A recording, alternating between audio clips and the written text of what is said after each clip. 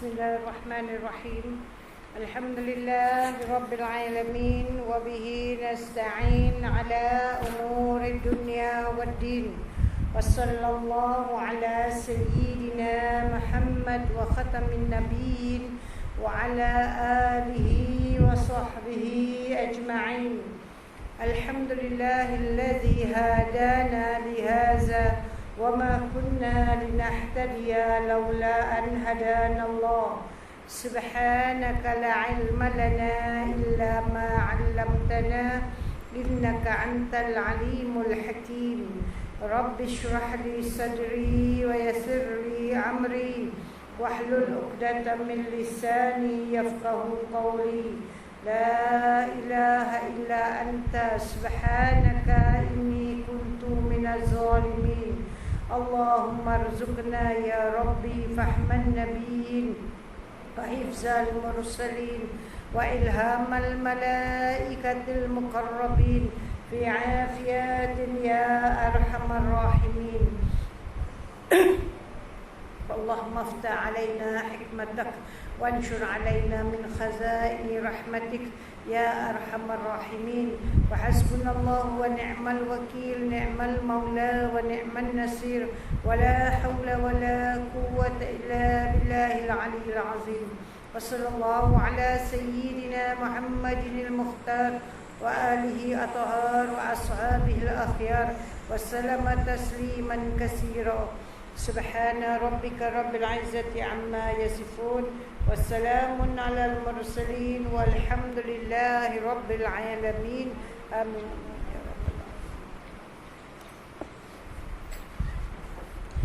Alhamdulillah, selamat kita bertemu semula dalam pengajian kita pada malam ini.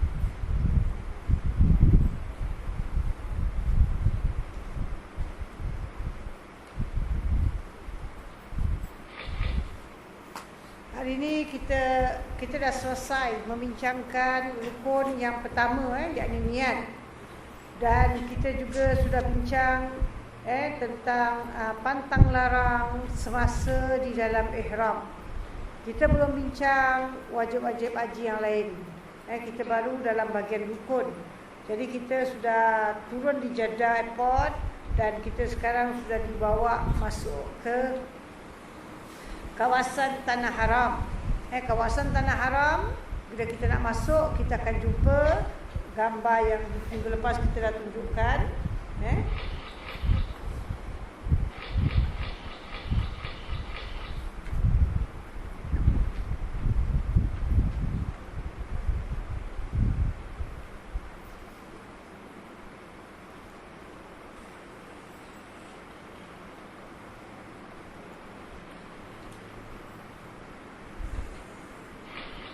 Bila kita nak masuk ke kawasan Tanah Haram, Tanah Suci maknanya, kita akan melihat gerbang ini. Ini gambar ni di waktu malam. Okey, kalau siang lagi terang boleh nampak. Bila kita masuk je kawasan kereta kita atau bas kita bawa jalan di bawahnya, mana yang kita tinggalkan tu tanah halal dan kita masuk ke Tanah Haram. Dan ada doa untuk masuk ke Tanah Haram, bacalah doa tu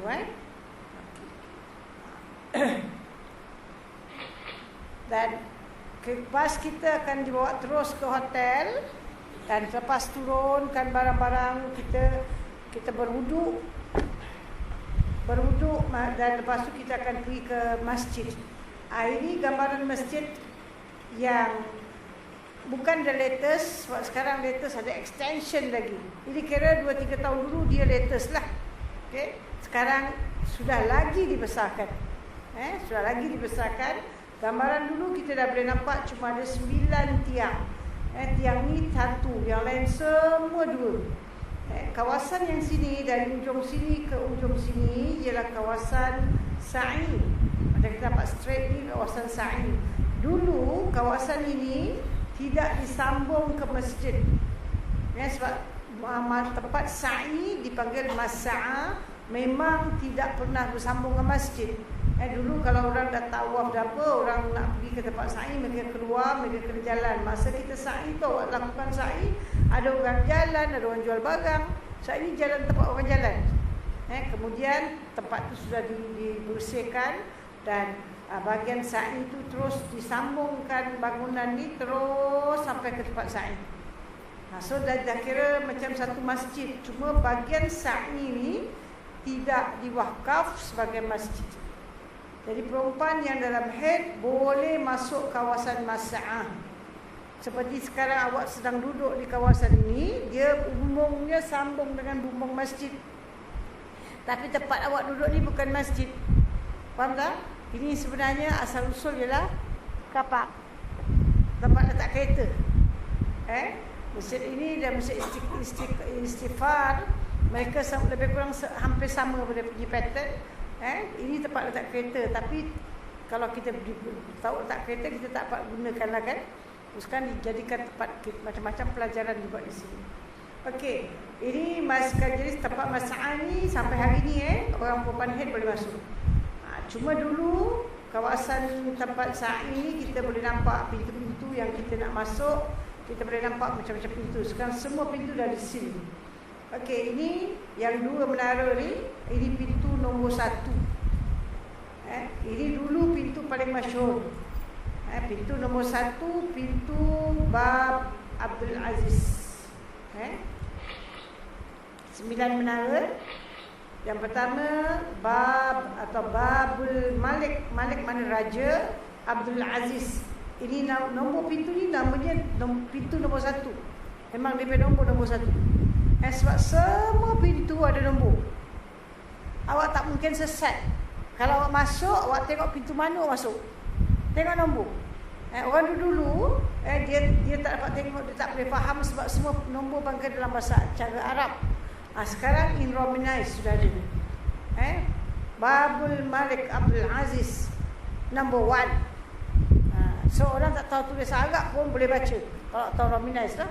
Kalau Romanized pun tak tahu, bahasa Arab pun tak tahu, dan tak tahu nak buat apalah saja. Kan? Kalau awak tahu, at least Rumi awak tahu boleh baca. Number 1. Nama pintu, nombor pintu dia nombor 1. Nama pintu Malik Abdul Aziz. Dia ada menara 2. Okey. Dan yang nombor 2, ini Babul Safa. Ni dia. Ini pintu nombor 11. Okey, nombor 11. Menara dia 1. Apa asal dia 1? Sebab berdepan dengan dia ialah Jabal Abi Qubais. Di Jabal Abi Qubais inilah tempat di mana orang-orang kafir Quraisy mencabah Nabi Muhammad sallallahu alaihi wasallam dan mengatakan kalau waktu itu waktu malam, buktikan kami kalau engkau betul rasul. Jadi Nabi tanya, apa nak dibuktikan? Dia kata bulan tu. Lakukan sesuatu pada bulan. So Nabi salat dan doa pada Allah. Kemudian di depan mata mereka, di kawasan Jabal Abi Qubais tu, di atas tu, di langit, Allah belahkan bulan 2. Okey. Bulan terbelah 2, lepas tu Allah cantumkan balik. Itu cerita memang benar. Itu mukjizat Rasulullah sallallahu alaihi wasallam. Namun banyak orang tokok tambah. Cerita merapik, Belanda terbelah. Dia kata bulan pun turun, masuk jubah kanan, Nabi keluar jubah kiri, merapik. Tak boleh, tak masuk akal. Tidak. So dia terbelah di atas, lepas tu dia cantum. Okey. Jadi tempat itu tempat bukit tu yang pertama. Tapi kenapa pula, apa kaitan dengan di menara 1? Kemudian kerajaan Saudi ini didirikan oleh Malik Abdul Aziz ni, Ibn Saud. Dia anak keluarga Saud. So Saud itu ialah nama keluarga ni. So the whole of kita panggil Saudi, sebenarnya Saudi. Saudi daripada nama keturunan ini lah, Malik Abdul Aziz Ibn Saud. Kemudian Malik Faisal Ibn Saud, semua keturunan ini. So become Saudi Arabia. Jadi di satu daripada raja-raja mereka, saya tak tahu yang Miswan, bila dia bina ini, dia bina istana dia dekat atas Jabal Abi Qubais. Kalau pergi sekarang, awak tengok berdepan dengan menara ni, awak tengok ada dah jadi macam hotel sekarang lah. Sekarang dah mostly for jemaah. Dan bila dia keluar, tengok dekat tingkap, menara satu tu blok dia punya view. Kalau sekarang ada satu menara, dia fikir lagi satu menara kalau naik akan blok dia punya view. Dia tak nak raja kan, tak boleh blok macam-macam. So dia tak boleh, dia tak pernah akan fikir satu menara. So itu pasal orang tengok sini satu menara. Sebab kalau dibina lagi satu menara akan menghadang pemandangan di istana raja. So ni satu menara. Dan di bawah dia ni awak boleh masuk di pintu nombor 11. Awak boleh masuk terus ke kanan atau boleh masuk belok sikit. Dan itu terus pergi ke tempat sa'i. Pergi ke tempat sa'i. Dan ini terus sampai ke ujung tempat sa'i ni dipanggil Mas'ah. Okey, di pintu nombor 11. Dan pintu yang menara yang dua ni ialah pintu Babul Fath. Babul Fath. Pintu nombor 43. Okey. Kemudian di sini yang ini pintu nombor 62, Babul Umrah. Di Babul Umrah, kalau awak diri di luar, tak payah masuk pun, awak boleh direct nampak Kaabah. Okey. Pintu-pintu yang di daerah sini awak boleh nampak Kaabah. Kalau dari sini susah nampak Kaabah because ni bangunan tambahan. Okey, so awak nak tengok direct Kaabah tak nampak. Bagi perempuan haid misalnya dia waktu nak balik, dia kalau diri di babul umrah ni dari luar pun dia akan nampak Kaabah, dia boleh berdoa. Okey. Ni babul umrah ni nombor 62. Kemudian yang menara ini Babul Malik Abdul Fath. Malik Fath, dia punya pintu nombor 79. Okey. So ada lagi nombor pintu tadi balik ke sini lah, ini nombor 79. Dan lagi ada nombor pintu, terus banyak pintu keliling Kaabah. Saya taruhkan nombor-nombor pintu yang berkaitan dengan menara. Okey. So menara sini pintu nombor 1, dan sini ada nombor 2, nombor 3, nombor 5 sampai nanti awak jumpa pintu nombor 10. Dan lepas tu nanti ada menara, bawah menara ni pintu nombor 11. Okey, dan pergi ke sini sini semua ada pintu macam-macam pintu, tapi semua dah di-renovate dan bikin semua dah ditutup. Dulu orang boleh masuk dan untuk melakukan sa'i ataupun nak masjid daripada daerah sini. Boleh masuk. Sekarang no more, semua seal. Kebaikannya pun adalah sebab orang tengah tawaf, bila orang ni nak menyeberang, orang tawaf sa'i, orang sa'i terganggu. So sekarang no more. Sekarang awak masuk daripada masjid ke tempat sa'i, dan awak keluar dari ujung belakang ni boleh keluar, tapi dari tepi-tepi dah tak boleh. Dan kita ada nombor-nombor pintu sampai sini ialah nombor 43, dan awak lepas tu 44 sampai 62, dan goes on sampai 79, dan ada pintu 80 dan sebagainya balik ke sini. Dan bila balik ke sini, ini nombor 1. Dan sekarang ada extension lagi, nombor pintunya akan bertambah. Okey, ada nombor pintu lagi, dan nombor pintu mungkin the next menara ialah Malik Abdullah punya menara coming up. Okey, jadi inilah yang gambar yang pada masa beberapa tahun dulu, ini latest. Akan datang kita kena tunggu extension siap, gambar baru keluar, maka nanti dia keluarkan dekat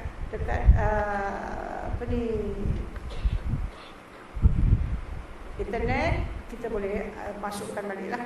Okey, so ini nombor pintu. Malik Abdul Aziz ni dulu dia masyhur sebab ini pintu yang paling masyhur kerana ini pintu yang pertama, dan dulu orang-orang besar-besar apa pun dia nak masuk pintu sini.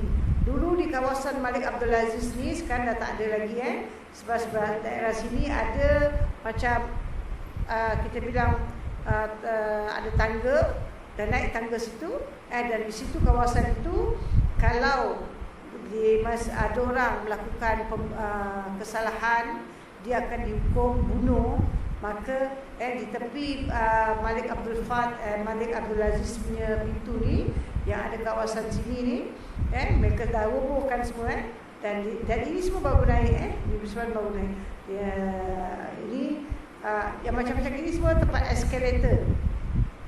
Tulis pun tak ada. Jadi kita di situ ada macam tangga naik. Dan kalau orang itu dihukum bunuh hari Jumaat, dia akan dibawa masuk ke masjid untuk solat Jumaat. Lepas itu habis solat, polis, ambulans semua dah standby. Mereka dah tunggu di kawasan luar ni. Ini jalan raya dulu. Dan jadi dibawa naik, dan di situ doktor apa semua ada, semua dah siap. Taruhkan dia ada batu dia semua siap. Taruh kepala, satu kali pancung, kepala jatuh paper bag, mas angkat dia dan kepala dia bawa pergi hospital, jahit balik, pergi terus pergi tanam. Ini berlaku. Biasanya kalau berlaku kita dah tahulah dalam surat khabar, dalam TV semua dah keluar. Saja masa satu kali itu ada berlaku pancung kepala, berlaku di situ. Saya ada di Mekah. Memang terlalu banyak orang. Kita tak betul lah, perempuan tak pergi sembahyang Jumaat. Kita kat dalam hotel dari atas kita boleh tengok terlalu ramai orang. Sebab itu kes bunuh dan rogol. So orang dia dapat ditangkap. Tapi sekarang ini perkara pancung dan semua tetap berlaku, komando tetap berlaku, tapi tak dibuat di kawasan ini, jauh. Ada tempat khas. Sekarang hukuman akan dijalankan di sana, tidak lagi di sini. Sebab traffic jam, orang ramai dan sebagainya. Begitu juga kita sekarang kalau kita meninggal di Mekah, kita bukan orang Arab Mekah, tak boleh ditanamkan di kawasan Mu'allah. Tempat tanam jauh sekali. So kalau seorang itu dia meninggal di sana, tidak ada apa-apa pesanan, jenazah dia tak ambil daripada tempat tinggal dia, hotel mana, dan terus dibawa ke tempat mandi yang agak jauh sekali daripada kawasan ni, dan dimandikan dan terus pergi ke tanah perkuburan yang dibuat untuk publik, tanam di sana. Disalatkan di tempat mandi itu jugalah. Tapi kalau orang ini minta supaya keluarganya minta supaya dia dibawa, jenazahnya dibawa ke Masjidil Haram, boleh, tapi tempoh hari dia punya bayaran ialah RM1,000. Kerana mereka terpaksa patah balik, upah orang angkat dan sebagainya, pergi balik, so 2 kali kerja, so bayarnya RM1,000 untuk solat di Masjidil Haram. Tapi kepada saya, berbaloi lah kalau dapat sembahyang di Masjidil Haram, sebab ribu-ribu orang yang solatkan kan.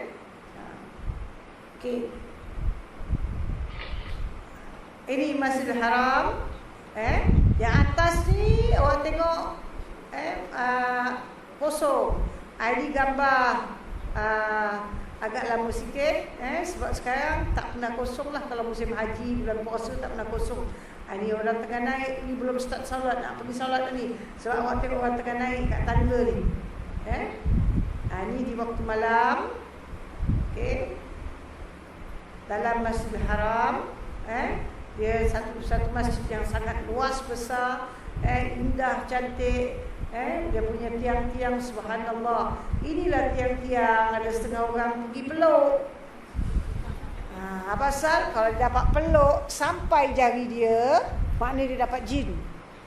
Jadi orang kata kalau kau dapat peluk, dengan satu kali peluk kau boleh peluk itu tiang, kau cakap aku ndak sesuatu, nanti jin tu akan cakap apa kau ndak, dia ambil toyol bawa balik atau apa-apalah dia ndak.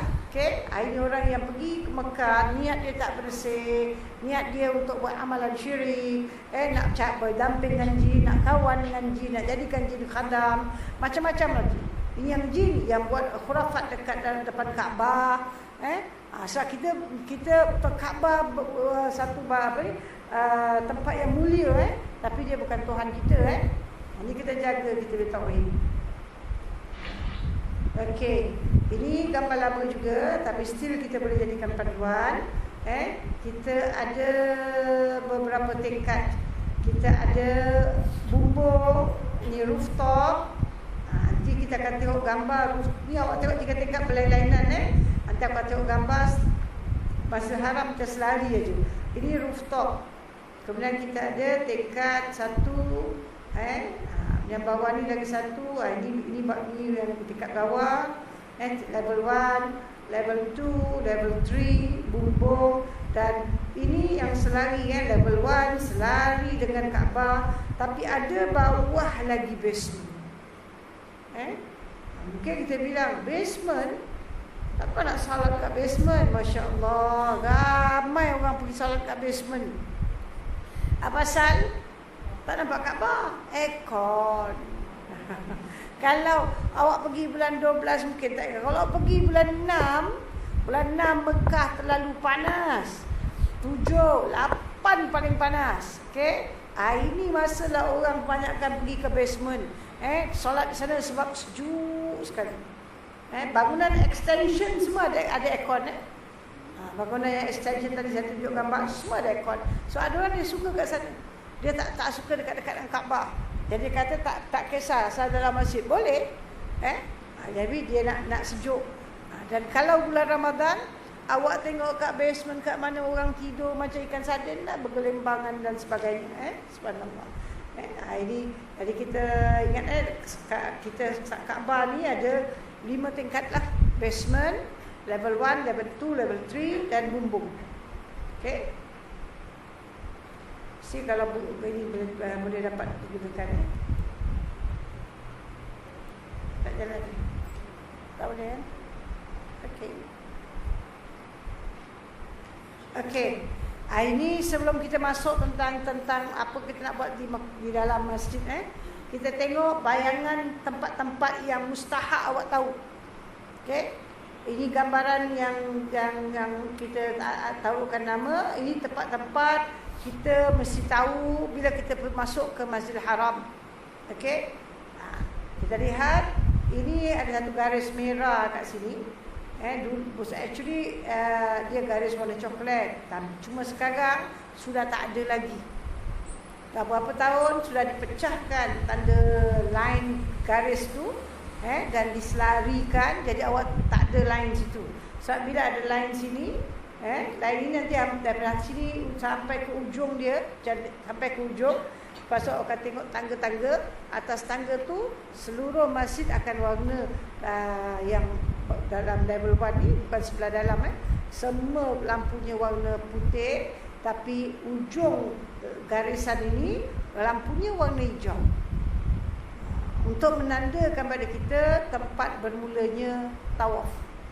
Line ini sebagai tanda tempat mula tawaf. Sekarang sudah tak ada line. Sebab bila ada line ini, orang semua bila sampai kat situ berhenti.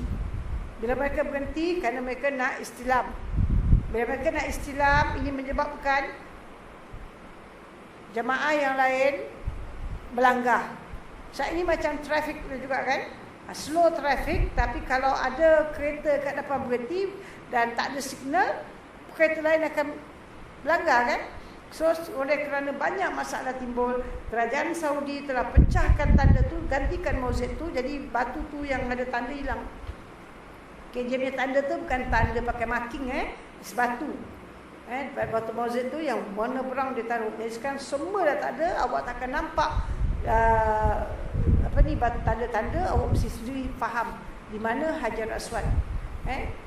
Ni awak tengok Hajar Aswad, dia bertentangan dengan lain ini. Depan Hajar Aswad ni awak akan tengok makam Ibrahim. Ni tak jauh. Ni Hajar Aswad, ini makam Ibrahim.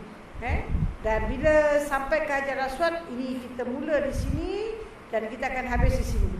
Dan di bahagian Hajar Aswad ni orang yang paling banyak bermusuh-musuh. Cuma sekarang problem besar ialah saya tak tahu why kerajaan Saudi buat macam gini.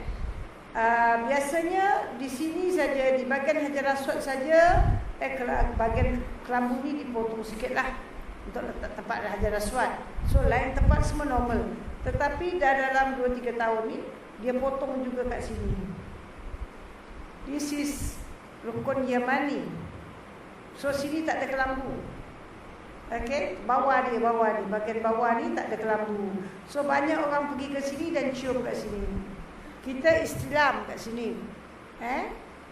Jangan-jangan saya minta tolonglah bila satu subjek dicakap awak belum faham, jangan lekas ketawa. Kita tak hormati ilmu. Pasal ada keterangan, it's not just like that. Tempat itu memang sunat istilam, tak kucuk. Okey. Tapi kebelakangan ini dibesarkan, so banyak orang mungkin salah sangka ingatkan. Ya ada ingatkan itu ya Hajar Aswad tau. So everybody pergi kat sana. Sebab itu sunat kita istilam. Okay, tapi kita bila jalan ke sini, ini istilam dan kucuk. Inilah Hajar Aswad. Ini mula kita tawaf dari sini dan kita habis sini. Kita akan tawaf, kita boleh tawaf. Ini kita tawaf boleh ni makam Ibrahim. Mana sini ialah tapak bekas tapak kaki Nabi Ibrahim. Ini Hajar Aswad, tempat mula tawaf, dan ini adalah batu daripada syurga. Okey.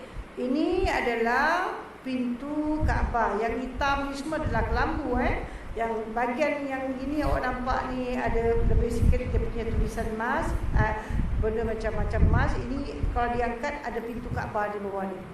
Okey, pintu Kaabah. Ini Hajar Aswad. Ini pintu Kaabah. Antara Hajar Aswad dan pintu Kaabah, kalau kelambu ni diturunkan habis, awak akan tengok bahagian ni bahagian hitam lah. Hitam kelambu Jadi antara Hajar Aswad dan pintu Kaabah, kawasan tu dipanggil Multazam. Okey. Kemudian bila awak jalan terus, penjuru dia empat penjuru. Penjuru sini dipanggil rukun Hajar Aswad dan penjuru sini dipanggil rukun Iraqi. Sebab dia menghala ke Iraq. Dan sini kawasan ini macam ada melengkung. Ini sebenarnya Kaabah daripada sini sampai Hijr Ismail.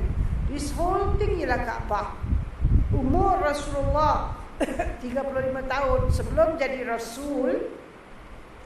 Kaabah ni hujan turun begitu lebat, tenggelam dia. Tenggelam the whole Kaabah. Orang nak pergi ke Kaabah kena berenang. Okey.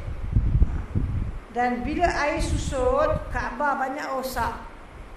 Tak cukup itu, di rukun Yamani ni ada satu perempuan, dia meminta sesuatu. Sekeliling Kaabah ni berhala Zaman Nabi, sebelum Nabi dah jadi Rasul pun penuh berhala. Sampai bila ada berhala, sampai Nabi dah hijrah mesti ada berhala. Sampai tahun ke-8 selepas kerasulan, tahun ke-8 selepas hijrah, lagi 2 tahun Nabi nak wafat, Nabi dapat menakluki kota Mekah, baru semua berhala dihapuskan. So Nabi menjadi Rasul 23 tahun, hampir 21 tahun selepas Nabi jadi Rasul pun mesti penuh berhala. Lagi 2 tahun Nabi nak wafat, baru berhala dihapuskan. Okay. So mereka dapat tahu banyak berhala. Dan mereka ni orang-orang Arab jahiliah, bila nak buat sesuatu, mereka akan pergi ke berhala, mintalah petunjuk. Aku nak belayar, aku nak kahwin, aku nak buat ini, nak buat ini. Tapi dan mereka akan ada batu bata, ada panah yang mereka akan ambil sebagai tanda. Kalau batu ini maknanya berhala tak kasih. Yang ini okey, boleh. Yang ini wait, tunggu. Jadi mereka akan ambil. Kalau mereka nak belayar, mereka akan ambil batu. Tak boleh, tarik balik, ambil lagi sampai dapat boleh. Baru mereka akan beredar. Tak payah tanya berhala lah kan. Mereka dah ada keputusan. Tapi mereka, itulah cara mereka. So ada satu perempuan, dia nak sesuatu, dia pergi kat berhala, dia minta. Yang dia mintakan tak dapat jawapan, marah dia betul dengan berhala. Dia ambil kayu, dia bakar. So Kaabah dah rosak dengan sebab ubah dan kebakaran. Rosak yang agak berat, teruk sikit. So mereka sekarang fikir macam mana, dah fikir, mereka kata kita kena perbaikilah Kaabah ni. Kebetulan ada satu kapal tersadai di Jeddah, pelabuhan Jeddah, dalam perjalanan ke negeri Rom. Kapal rosak, banyak barang kat dalam terbengkalai. Di antara barang dia kayu, kain, besi semua ada. So mereka fikir kita beli barang tu dan kita perbaiki Kaabah. Dan ketua pada masa itu ialah Al-Mughirah. Al-Mughirah ni dia beri cadangan, mereka buat cadangan, kita bina balik Kaabah. So diminta seluruh orang-orang di Mekah ni, saat ini rumah suci, selama ini beratus-ratus tahun daripada zaman Nabi Ibrahim, dia jadi tempat tumpuan manusia. Jadi banyak orang datang. Tourist attraction juga. Pasal ni revenue yang untung, keuntungannya banyak, orang berniaga semua untung. So mereka kata kita pecah balikkan Kaabah ni dan kita bina balik. Tapi sekarang nak pecah, nak beli barang tu perlukan perbelanjaan. So diminta semua orang di Mekah tu sama-sama menyumbang untuk membina balik Kaabah. Cuma mereka berkata sumbangan itu jangan daripada yang haram. Seorang Mekah ni antara perniagaan mereka judi, arak, ini mereka selalu buat. Dan juga pelacuran pun berlaku. Macam-macam perkara haram berlaku. Okay? So ini mereka kata jangan duit haram, mesti duit halal saja. So bila dikumpul-kumpul semua orang hanya sedekah beri duit halal, dikumpul duit tak cukup. Dia mampu untuk membina semula 3 suku Kaabah. Lagi suku tak mampu. So mereka buat tanda lah. Tak batu-batu buat tanda. Dan Kaabah ni dalam sejarah dah banyak kali dibina. Akhirnya mereka buat tanda. Yang awak lihat ni. Sekarang ni awak nampak kecil. Nanti kita tengok tanda pada close up tinggi batu ni. So dalam kawasan ini still dikira Kaabah. So kalau sesiapa dapat solat di dalam kawasan Hijr Ismail ini, bererti dia dapat solat dalam kawasan Kaabah. Satu iktibar, perhatian yang kita harus ambil kira. Ini orang semua sembah berhala di zaman Nabi. Mereka sembah berhala. Namun mereka sembah berhala, mereka main judi, mereka berzina, mereka minum arak, macam-macam haram mereka lakukan. Namun untuk membina balik Kaabah, mereka tak mau duit haram walau 1 sen sekali. Hanya duit halal. Ini zaman bila ni? Zaman jahiliah. Sebab itu orang yang pergi ke Mekah dikehendaki datang dengan halal, rezeki yang benar-benar halal. Jangan daripada kita kerja, kita nak pergi haji, kita kerja. Dari mana awak nak pergi, macam mana nak pergi haji? Duit kerja saya. Duit kerja awak ni halal tak halal? Tengok jenis pekerjaan yang awak buat. Okay, kalau awak bekerja jenis pekerjaan yang memang salah dalam Islam, memang haram dalam Islam, gaji awak tu pun tak bersih. Ada haram atau syubhat. Ini gaji kalau diambil, dikumpulkan, kemudian dibawa pergi Mekah, hajinya takkan capai mabrur. Satu daripada tanda orang tak capai haji mabrur, dia pergi Mekah dan dia tunaikan ibadah haji, atau dia pergi Mekah tunaikan ibadah umrah. Dia balik Singapura, keadaan dia, ibadat dia, akhlak dia semua sama juga. Yang selalu saya cakap yang jelas kita kelihatan satu benda tu masyhur, terjelas. Orang tu film star, orang tu penyanyi, kan? Orang tu selebriti, kan? Dia pergi Mekah, bila dia balik still main wayang, still main nyanyi, still main filem, director ke apa still direct filem. Bermakna haji dia tu tak kesampaian. Because kalau haji kita diterima oleh Allah Subhanahu Wa Taala, kita akan tinggalkan dunia maksiat. Kita akan tinggalkan dunia haram. Okay. Saya rasa pernah dulu saya dah ceritakan kat kelas ni kan. Yang masa saya ambil diploma Al-Quran dan Sunnah, satu daripada lecturer saya, dia dah belajar kat Mesir, kat mana-mana, tapi dia dengar satu Maulana dekat India yang sangat warak, sangat taqwa, dia tidak belajar dengan Maulana tu, dia pergi. Dan Maulana tu ceritakan pada dia, dan dia ceritakan pada kami. Mungkin ramai murid dia dah ceritakan, dan saya ceritakan dalam kelas haji. Yang ini ada satu bintang filem terkenal di India sudah berhasrat nak menunaikan haji. Okay? Kalau bintang filem nak pergi haji sekarang memang masyhur lah kan. Dia pun pergi juga haji. Tapi whether diterima atau tidak, wallahu alam. Semua orang boleh masuk.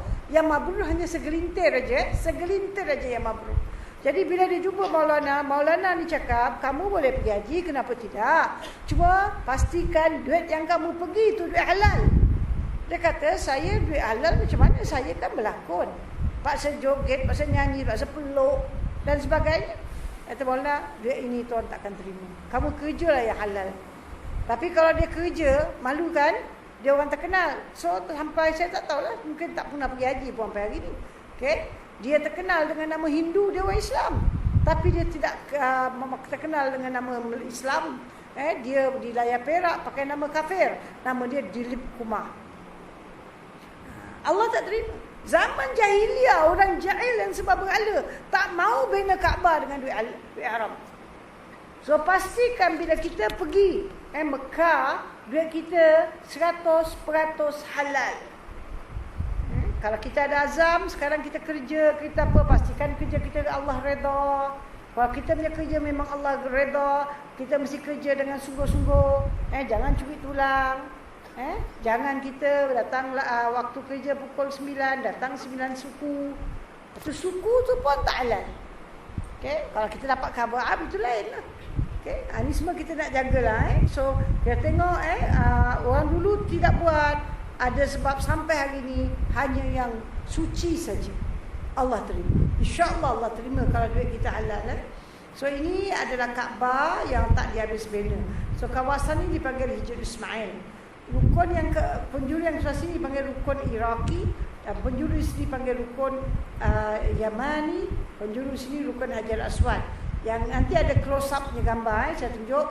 Dan ini yang bawah ni, ini dipanggil Syazarwan, kaki 5 Kaabah, untuk menggantung, mengkaitkan kelambu Kaabah. Okey. Ini makam Ibrahim, dia tapak kaki Nabi Ibrahim. So ini antara tempat-tempat yang mustahak kita tahu bila kita pergi berdiri depan Kaabah. Okey. Terus tengok some close up, atau ini boleh nampak tidak?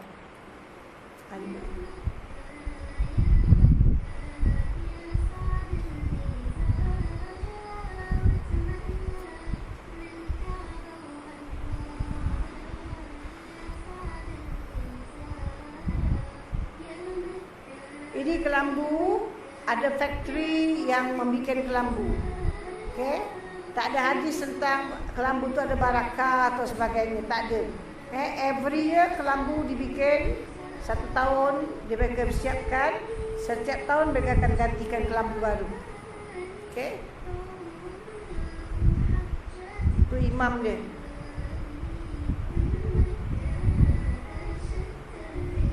Ini Hajar Aswad yang kat luar ni semua bingkai, bingkai yang air batu tu kat dalam. Batu tu kat dalam.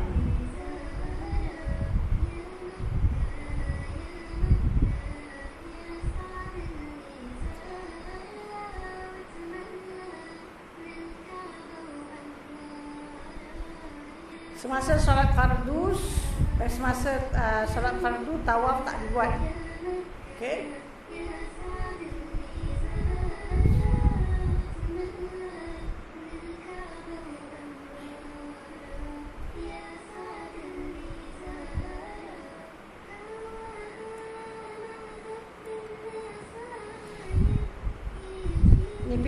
Kelambu Kaabah yang menutupi pintu Kaabah. Ini pintu Kaabah. Ini Kaabah punya batu macam gini. Ini semua Kaabah punya batu. Ini makam Ibrahim.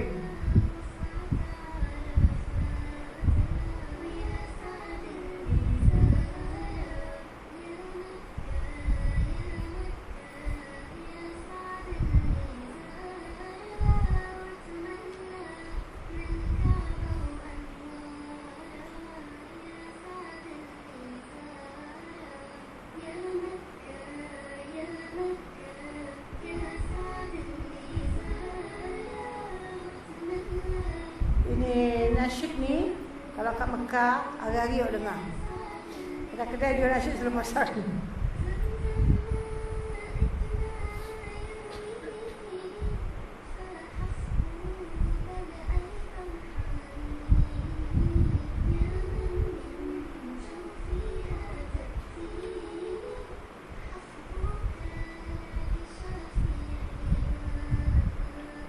Orang-orang yang bergantung di Kaabah tu, yang disuruh saya satu tempat. Tapi khurafat yang dibuat digantung sekeliling Kaabah. Yang disuruh lelaki saja, bukan perempuan. Masa dia nak balik, dia tawaf wada, dia pergi ke Multazam, lekatkan diri dia antara ni Hajar Aswad ni pintu Kaabah di tengah-tengah situ saja. Yang disuruh. Faham tak? Tapi sekarang orang buat keliling Kaabah orang gantung.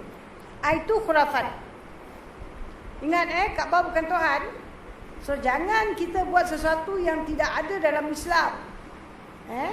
Dan orang perempuan tak disuruh langsung gantungkan diri, melekapkan diri di Kaabah. Tak ada suruhan.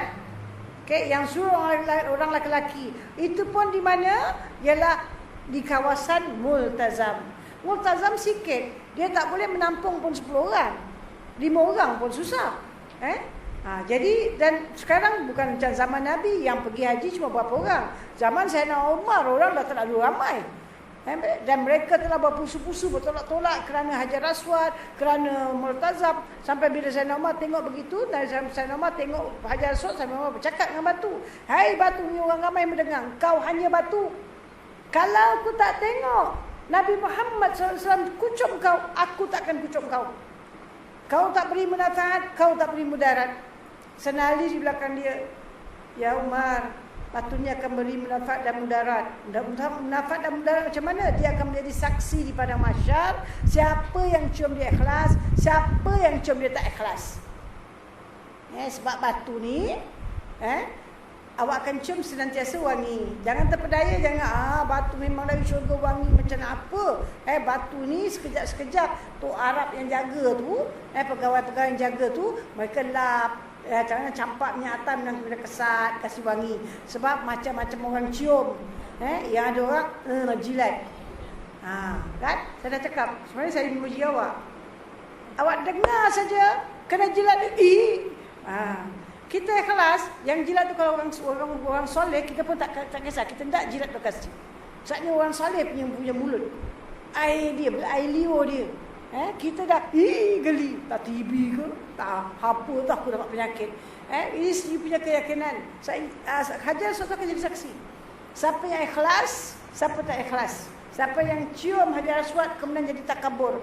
Aku pergi ni kan, syukurlah, syukur aku cakap. Dia syukur tak lepas kat mulut dia, tapi syukur takabur. Ni bukan syukur tawaduk. Syukur Alhamdulillah kita dapat cium Hajar Aswad 5 kali kau.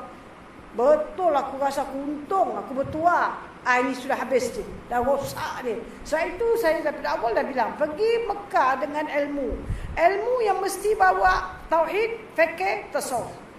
Very important. Supaya kita hilang takabur, kita tawaduk. Jangan cakap kita macam hebat, kita dah dapat Hajar Aswad, kita dah buat itu, dah buat ini. Belum tahulah kita ni diterima atau tak terima, Allah yang tahu. Okey? Baik. Pasal saya ada close up. Lah saya close up. Ini kalau nak tengok gambar pintu Kaabah. Dan pintu Kaabah ni pintu dia, ni kunci dia. Daripada zaman sebelum Nabi ada satu keluarga yang menjaga pintu Kaabah ni. Sampai kepada pembukaan kota Mekah, pintu kunci itu dah diambil. Tapi Nabi kembalikan balik dan sampai hari ini keluarga itu mesti menjaga. Zaman keluarga betul daripada keturunan daripada zaman Nabi. Sampai ini keluarga ini menjaga pintu Kaabah. Kunci di tangan dia, bukan di tangan raja. Dia saja yang boleh buka. Sebab itu arahan daripada Nabi kita Muhammad sallallahu alaihi wasallam. Dan pintu Kaabah ni juga sudah mengalami banyak perubahan. Ada satu ketika dia pernah dibuat begitu tinggi. Saya kira orang nak masuk pun susah. Dan siapa nak masuk kena naik tangga. Dan kalau orang yang mereka bukan di sisi Allah tak ada apa benda. Orang yang kerajaan raja-raja ni rasa kamu tak layak masuk kawasan ini. Orang kalau meluru naik ke tangga tu pun ada orang akan cekut dia, lempar dia ke belakang. Macam benda kena lempar. Hanya orang yang pilihan saja diberi masuk. Sekiranya kita ingin tak nak masuk ke dalam sini, ingin kan, pergilah solat di Hajar Ismail. Sama macam buat solat di dalam Kaabah. Hajar Ismail itu Kaabah. Cuma di musim haji memasuki Hajar Ismail tu kita bilang sukar sangat, susah sangat. Kemungkinan kita akan dapat Hajar Ismail kalau kita pergi umrah. Itu pun umrah kita nak kena tahu bila musim orang ramai, bila musim orang kurang. Okey? Kalau musim haji memang sukar sangat nak cium Hajar Aswad, nak salat di Hajar Ismail. Sukar sangat.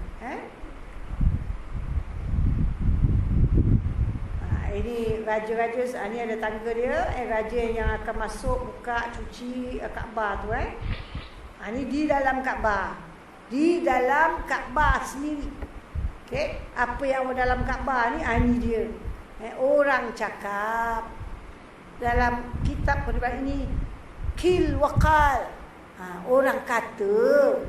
Okay, apa dia? Kalau masuk dalam Kaabah, kalau tengok atas, mata buta. Pernah dengar tak? Masuk ke Kaabah, tengok atas, mata buta. Apa asal nak buta? Apa yang ada? Tak ada apa-apa. Tengok aje lah. Orang biasa masuk, tengok atas semua tutup. Tak ada apa benda. Orang kat luar tengah tawaf. Ini gambar di dalam Kaabah. Ini Hajar Aswad. So yang dikatakan Hajar Aswad, ini batu ni. Ni batu ni dah ada banyak cerita. At one time dah dikompel keluarkan daripada Kaabah, dibawa keluar oleh kaum Karamita, kaum Syiah. Dan lepas tu mereka orang umat Islam lawan balik, dapat balik. Batu ni sudah pecah. 8 pecah dia, 8 retak dia. Dan kalau awak renung, awak akan nampak benda tu macam dah didapatkan balik dengan special glue. Dia pecah-pecah kat dalam. Dan ini Hajar Aswad, ini batu daripada syurga. Menurut hadis Nabi SAW, asal usul batu ni bukan aswad, abyad, dia putih. Dan menurut hadis itu, batu ni menjadi hitam sebab dosa manusia. Sebab terlampau banyak orang cium. Kan kalau kita pun tembok ni pun putih, awak tepuk beratus tahun, beribu tahun dalam hitam tak? Hitam juga kan. Dan menurut hadis, kerana kita banyak manusia lakukan dosa. So ini bukan bermakna kita pun orang yang dosa. Kita tak tahu apa cerita di sebaliknya. Kita disunatkan cium Hajar Aswad. Tidak sunat bagi perempuan. At all, tak pernah jadi sunat. Hanya sunat untuk orang lelaki saja. Orang perempuan boleh cium tak? Boleh. Tak sunat, tapi harus. Dengan syarat tak ada fitnah. Kalau untuk cium Hajar Aswad, sampai kita terpaksa, depan kita laki-laki, bukan mahram, belakang kita laki-laki, kanan kita laki-laki, kiri kita laki-laki, hukumnya jadi haram cium Hajar Aswad dengan perempuan. Okey. Cium Hajar Aswad tak ada kaitan langsung dengan ibadah haji atau umrah. Kalau orang tu lakukan ibadah haji atau umrah, dia tak dapat cium Hajar Aswad, haji dan umrahnya tetap sah. Sebab dia tak ada kaitan. Faham tak? Dia sesuatu amalan, ni batu syurga, orang semua nak cium. Okay? So yang disunatkan orang lelaki, orang perempuan boleh cium. Tak syarat tidak bercampur aduk lelaki perempuan. Dia dapat cium dengan keadaan aman. Dan dia zaman sekarang pula untuk perempuan paling utama selalu ada sindiket yang membawa perempuan untuk cium Hajar Aswad. Jangan sekali-kali bayar duit pada sesiapa untuk cium Hajar Aswad. Ini perbuatan tak pernah disuruh oleh Nabi Muhammad SAW. Tetapi ini dah dunia, kita bilang dunia material, dunia kebendaan, segala-galanya orang bisneskan. Baru satu minggu lepas saya dah cakap, saya terima mesej daripada seorang yang berada di Mekah, dah balik dah. Okay. Dia mengatakan satu perempuan, dia sedang duduk, dia nak tunggu nak cium Hajar Aswad. Satu lelaki datang, "Bu, mau cium Hajar Aswad?" Tak mau. Selagi dia datang satu perempuan pula datang ajak dia nak cium Hajar Aswad. Mana kena bayar? Satu kali cium 100 rial. Okay? Bukan murah, kadang-kadang boleh jadi lebih, kadang-kadang kurang. Dia ikut pada peak hours atau non-peak hours. Okay? Musim ramai orang, tu jam kau nak cium, lebih bayar. So dia tak nak, perempuan datang tak nak. Nombor 3 kali satu lelaki terus pegang dia. Bu, mau cium Hajar Aswad. Dia tolak orang tu dan dia kata, "Syaitan kau." Dia terus marah orang tu, syaitan dalam Masjidil Haram. Orang tu kata, "Kamu ni perempuan jahat." Lepas tu dia menyesal lah kan, sebab dia buat perkara ni dalam Mekah. Jangan main-main buat dosa, buat salah di kawasan Mekah. Dosanya besar dan berat. Tak orang awak kalau baca buku-buku, awak baca hadis-hadis Nabi SAW tentang dosa, kesalahan, kesilapan buat di kota Mekah, kalau pahala begitu besar, pahala dosa pun begitu besar. Satu orang-orang yang orang alim ulama takut kat dekat kota Mekah buat salah silap. Okey. So kita tak dapat cium, tak apa, doa saja. Tak cium, doa. Tak dapat cium, tak apa. Musim haji memang susah sangat. Sangat payah. 24 hours pun awak kata. Awak cari apa waktu pun senantiasa penuh. Okay? Tapi kita doa kalau Allah nak kasih kita. Tak ada siapa boleh tahan kan. Perempuan tak wajib tak sunat pun. Jadi kadang-kadang mungkin ada opening untuk orang perempuan.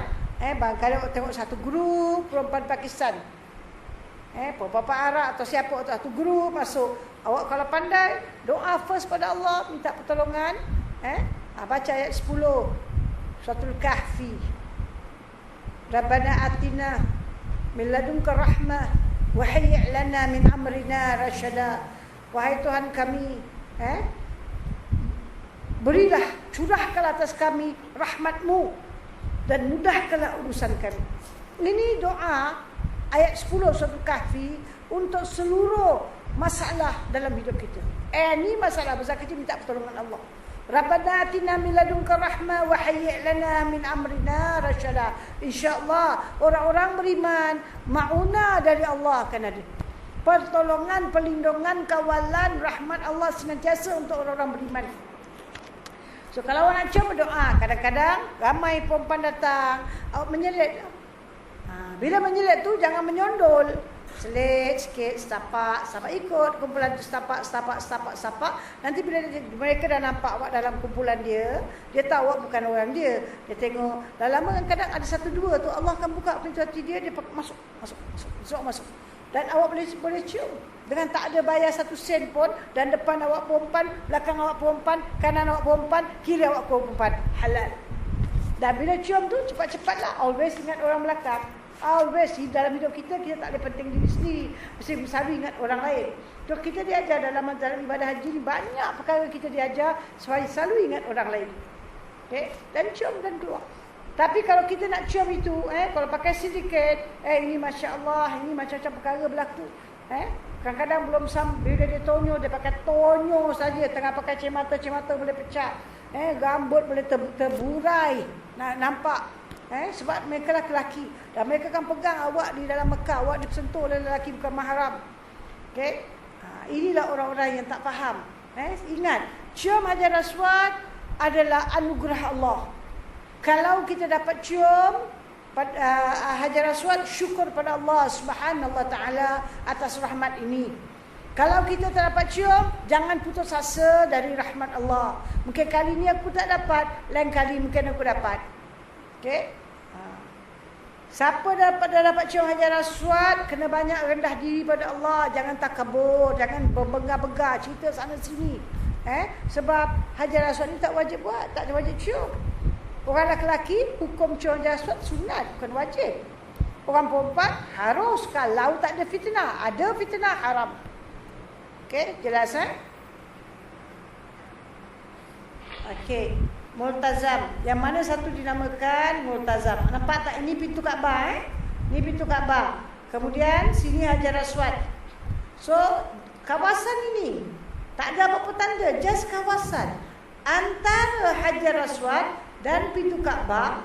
Kawasan ini ini dinamakan multazam. So kalau kita insya-Allah nanti kita akan sampai tempat tu, tapi hari ini saya beritahu lebih awal. Bila kita dah tawaf Kaabah 7 keliling, satu pusingan ni 7 keliling pusing Kaabah 7 keliling bersama dengan kira satu tawaf. Habis kita tawaf, kita disunatkan solat. Solat ni kerana syukur pada Allah atas rahmatnya kita dapat berjalan mengelilingi Kaabah dengan sempurna. Kita tawaf di belakang makam Ibrahim. Tapi kalau terlampau banyak orang bercampur aduk sampai tak boleh terkawal, carilah mana-mana kawasan dalam masjid untuk solat 2 rakaat. Lepas itu kita berdoa. Okey?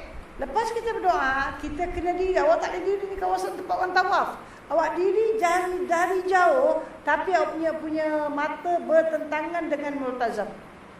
Okey, macam katalah saya sekarang kat sini, saya bertentangan dengan yang kat belakang tu lemari tu.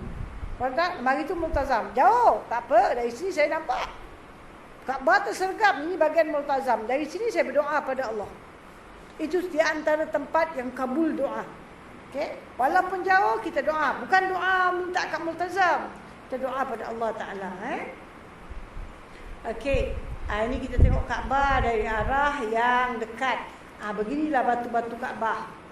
Okey. Dan orang buat khurafat, ini semua ni gambar kosong kan. Awak tengok kalau musim haji orang melekat-lekatkan diri di kawasan ni. Okey. Ini Hijr Ismail. Hijr Ismail ni tadi sebelah sana ada Hajar Aswad. Kemudian bila kita sampai ke sini ada melengkung macam gini. Dan ada lampu ni 3 ke lebih kurang saya rasa ada 3 lampu macam gini. Jadi ini ke kawasan menunjukkan ni kawasan Hijr Ismail. Tak boleh tawaf shortcut masuk dalam sini keluar sini. Mesti jalan luar. Okey, tak boleh masuk jalan dalam ambil shortcut.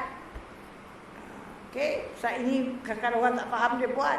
Saya pernah satu kali pergi Mekah, satu keluarga jugalah. Dia orang tengah ramai, lepas tu dia tawaf, lepas tu dia shortcut, dia masuk sebelah sini. Okey, dah masuk sini dah habis tu dia buat sa'i. Lepas tu dia tahlul, umrah dia buat, dia tahlul. Bila dah sampai kat sini, dia jumpa dia, isteri dia, ramailah. Lepas tu dia cakap dengan saya, selamat, alhamdulillah. Dia bilang dah tawaf dah selamat. Tadi orang ramai, dia bilang saya masuk kawasan Kaabah. Kat Hijr Ismail tu kita shortcut boleh. Saya tengok muka dia, apa? Dia bilang dia shortcut. Shortcut boleh. Dia bangkat 2 pupu dengan saya. Dia kata dia boleh. Dia dah shortcut. Dah, saya bilang habis shortcut semua pusingkan. Lepas tu saya pergi saat ni dah tahlul. Saya bilang, tahu tak apa awak dah buat? Saya bilang, tawaf tak sah. Tawaf tak sah. Bila tawaf tak sah, sa'i tak sah. Bila sa'i tak sah, tahlul tu pun tak sah. Dan awak dalam ihram sudah gunting rambut. Kena dam je. Pergi balik, buat tawaf kasih sempurna, kemudian baru sa'i, baru boleh tahlul lagi. Tapi dam dah kena. Masuk lagi. Ini orang tak nak buat tawaf banyak lah kan. Satu faham tak boleh shortcut tak boleh berjalan dalam, mesti dari luar saja. Okey. Ini kan nak tengok bumbung Kaabah. Kita tak sempatlah nak naik atas Kaabah nak tengok kan. Boleh dapat, tak boleh dapat punya kan. So tengok apa kat atas bumbung Kaabah. Beginilah melengkung. So di atas sini biasa kadang-kadang ni semua kelambu-kelambu Kaabah punya tali diikat. So kat sini ni biasa bersih, tapi kadang-kadang tak bersih. Kenapa tak bersih? Burung banyak terbang. Bila burung terbang, nasib tak baik, dia buat kerja lah. Dia melepas. Kan? So kadang-kadang ada najis-najis burung. So lepas itu di bahagian Hijr Ismail ada saluran, kalau dah ada air keluar, ada kat atasnya ada air bertakung, air itu akan keluar melalui saluran itu. Okey. Banyak orang bila dia tengok hujan, air keluar dari saluran itu, dia minum air itu. Sedangkan dalam ulama mengesyorkan pada kita, ini juga satu salah faham. Ulama mengesyorkan kita, duduklah di tempat orang-orang soleh duduk di Mekah dan minumlah air orang-orang soleh. So, orang soleh duduk di mana? Di Hatim. Di bahagian Hijr Ismail banyak orang soleh suka duduk. Zaman dulu. So mereka duduk, tapi orang soleh tak minum air itu. Itu bukan air dia. Orang-orang soleh dia berada di Mekah, kita pun boleh insya-Allah. Kita minum senantiasa air Zam-Zam. Itu minuman orang soleh. Awak nak minum air Zam-Zam kat sini susah, nak beli pun mahal. Singapura jual air Zam-Zam $100 satu botol $100. Air mahal, air free dijual mahal gitu. Kita pergi ke Mekah, dah apa kita minum? Teh, kopi, Coca-Cola, air Sprite, air orange, air apa. Kenapa tak minum air Zam-Zam banyak-banyak? Itu minuman orang-orang beriman, orang-orang soleh. Inilah peluang kita nak hari-hari minum air Zam-Zam sama banyak. Setiap minum doa, setiap minum doa, setiap minum doa. Kita berada di tempat yang baik. Bukan air yang bertakung di bumbung Kaabah. Tak disuruh kita minum air ni tapi banyak orang ambil berkat air kat Kaabah, air Kaabah. Aku minum air Kaabah, kau air tai awak minum. Tai burung. Betul tak? Banyak burung. Okey, so jangan salah bawa lah Orang ni macam gairah sangat tapi salah bawa. Okey. Ini yang saya bilang saluran dia ni dipanggil hatim. Samping dong, gambar dia. Tulisan dia lari. Hatim atau mizan. Tulisan dia lari. Ini saluran dia. Supaya air-air yang kat bumbung tadi bertakungkan keluar dari sini. Ini saluran dia warna emas, bukan emas. Jadi air dia turun, banyak orang duduk kat bawah minum. Anangnya ada mandi dengan air kat bawah, air yang bercampur dengan najis. Ini Syazarwan. Nampak tak ni? Ini batu di Kaabah straight. Kemudian ada macam kaki 5 dia. Ini Syazarwan. Ni ada bulatan-bulatan ni ialah gelang-gelang untuk mengikat tali Kaabah. Masa kita tengah tawaf, kaki kita kalau terkena batu ini, pusingan itu tak sah. Sebab ini Syazarwan dikira sebagian dari Kaabah juga. Okey? Kita masa tawaf jangan dekat dengan Syazarwan. Paling kurang kita jauh 1 meter dari Syazarwan. Itu paling kurang. Jangan dekat-dekat, takut orang tolak, terlanggar. Bila terlanggar Kaabah atau kaki ini dipanggil kaki 5 Kaabah. Kaabah atau kaki 5 Kaabah, Syazarwan ni pusingan itu tak boleh pakai. Okey? So bila kita nak tawaf dekat pun kita kena pergi paling kurang 1 meter jauh. Okey? Ini makam Nabi Ibrahim. Dari luar begini, di dalam ni bekas tapak kaki Nabi Ibrahim yang sudah dikeraskan. Okey? Kita nak tengok-tengok tapi tak usahlah lap-lap. Ada orang dia pergi kat macam sangka burung ni kan. So dia ambil selendang dia lap. Ini semua khurafat, jangan buat. Kita tak lap. Ustazah dah cakap kan tak lap. Tapi bila sampai sana tengok si dia tu lap, si dia ni lap, dia tu lap, dia ni lap. Ustazah Kamaria pun tak ada, aku pelap juga. Subhanallah, Allah ada. Ini bukan daripada ajaran yang sebenar. Kerana orang satu-satu terlalu ta'assub, terlalu mengagung-agungkan benda, benda-benda ni semua dia lap, ambil berkat. Ini yang tak betul. So awak tengok saja, syukur pada Allah Subhanahu Wa Taala. Kita tak jumpa Nabi Ibrahim, juga digelar Abul Anbiya. Keturunan Nabi Ibrahim ni lah. Baik kebanyakan Nabi-Nabi dan Rasul. Tapi at least aku dapat tengok bekas tapak kaki. Ini bukan yang ke atas. Yang ke atas ni simen. Yang kat bawah ni bekas tapak kaki. Bila setiap benda kita tengok, kita ingat Allah. Kita tak syirik pada Allah. Allah pilih kita. Mata kita ni Allah pilih untuk tengok benda-benda baik. Okey? Kaki kita Tuhan pilih untuk pergi. Kaki kita selalu pergi tempat-tempat tak baik. Hari ni Tuhan pilih kaki kita melangkah masuk ke kawasan yang baik. Di kawasan Mekah ni, di kawasan Tanah Haram ni, banyak tempat-tempat kabul doa. Di kawasan Madinah demikian. Namun kita mesti ingat, bukan tempat itu yang kabulkan doa kita. Faham tak? Yang kabulkan doa kita ialah Allah Subhanahu Wa Taala, bukan tempat. Kita disuruh berada di tempat yang baik, minta pada Allah, rahmat Allah akan jatuh. Bukan tempat itu. Tempat itu tempat baik. Jangan kita jadi tak baik. Akidah mesti mau jaga.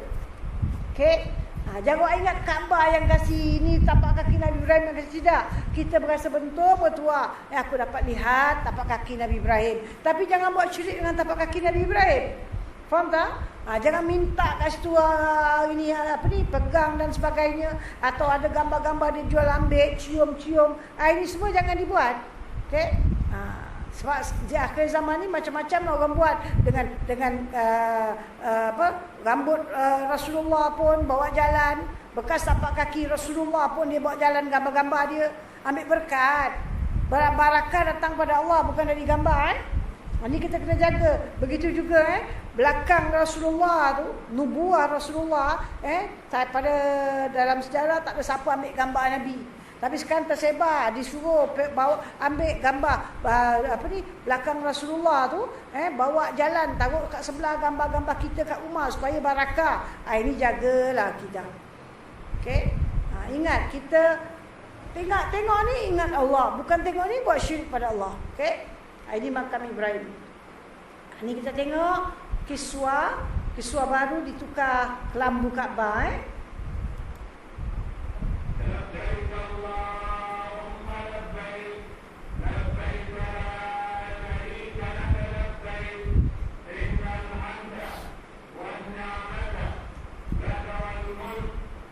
Nampak tak ni?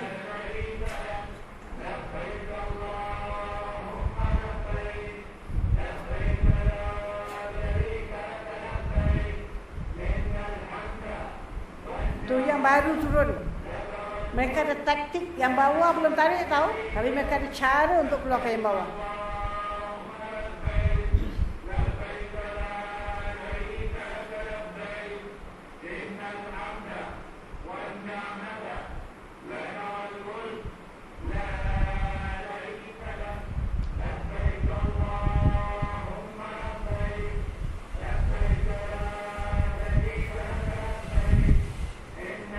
Tahun 1427, sekarang 1434, 7 tahun punya video.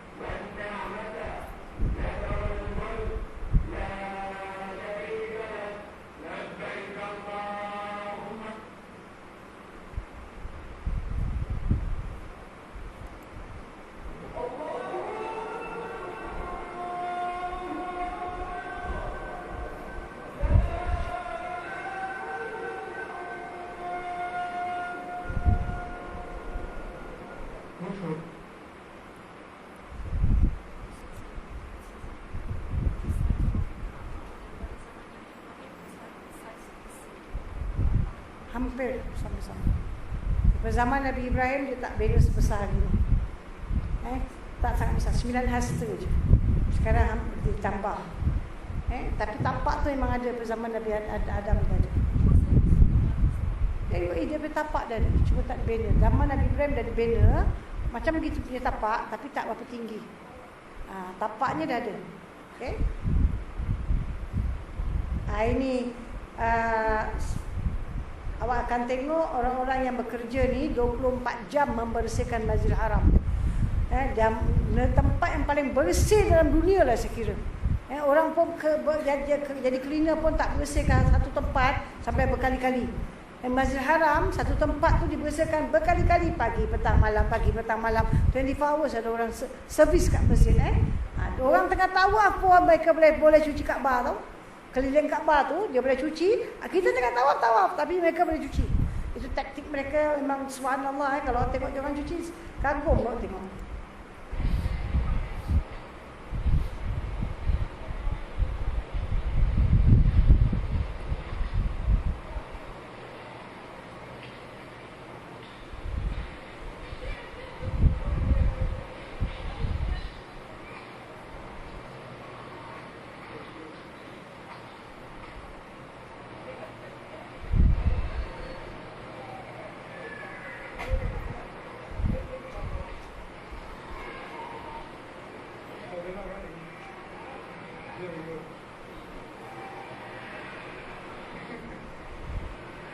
Mereka boleh main sliding kat situ.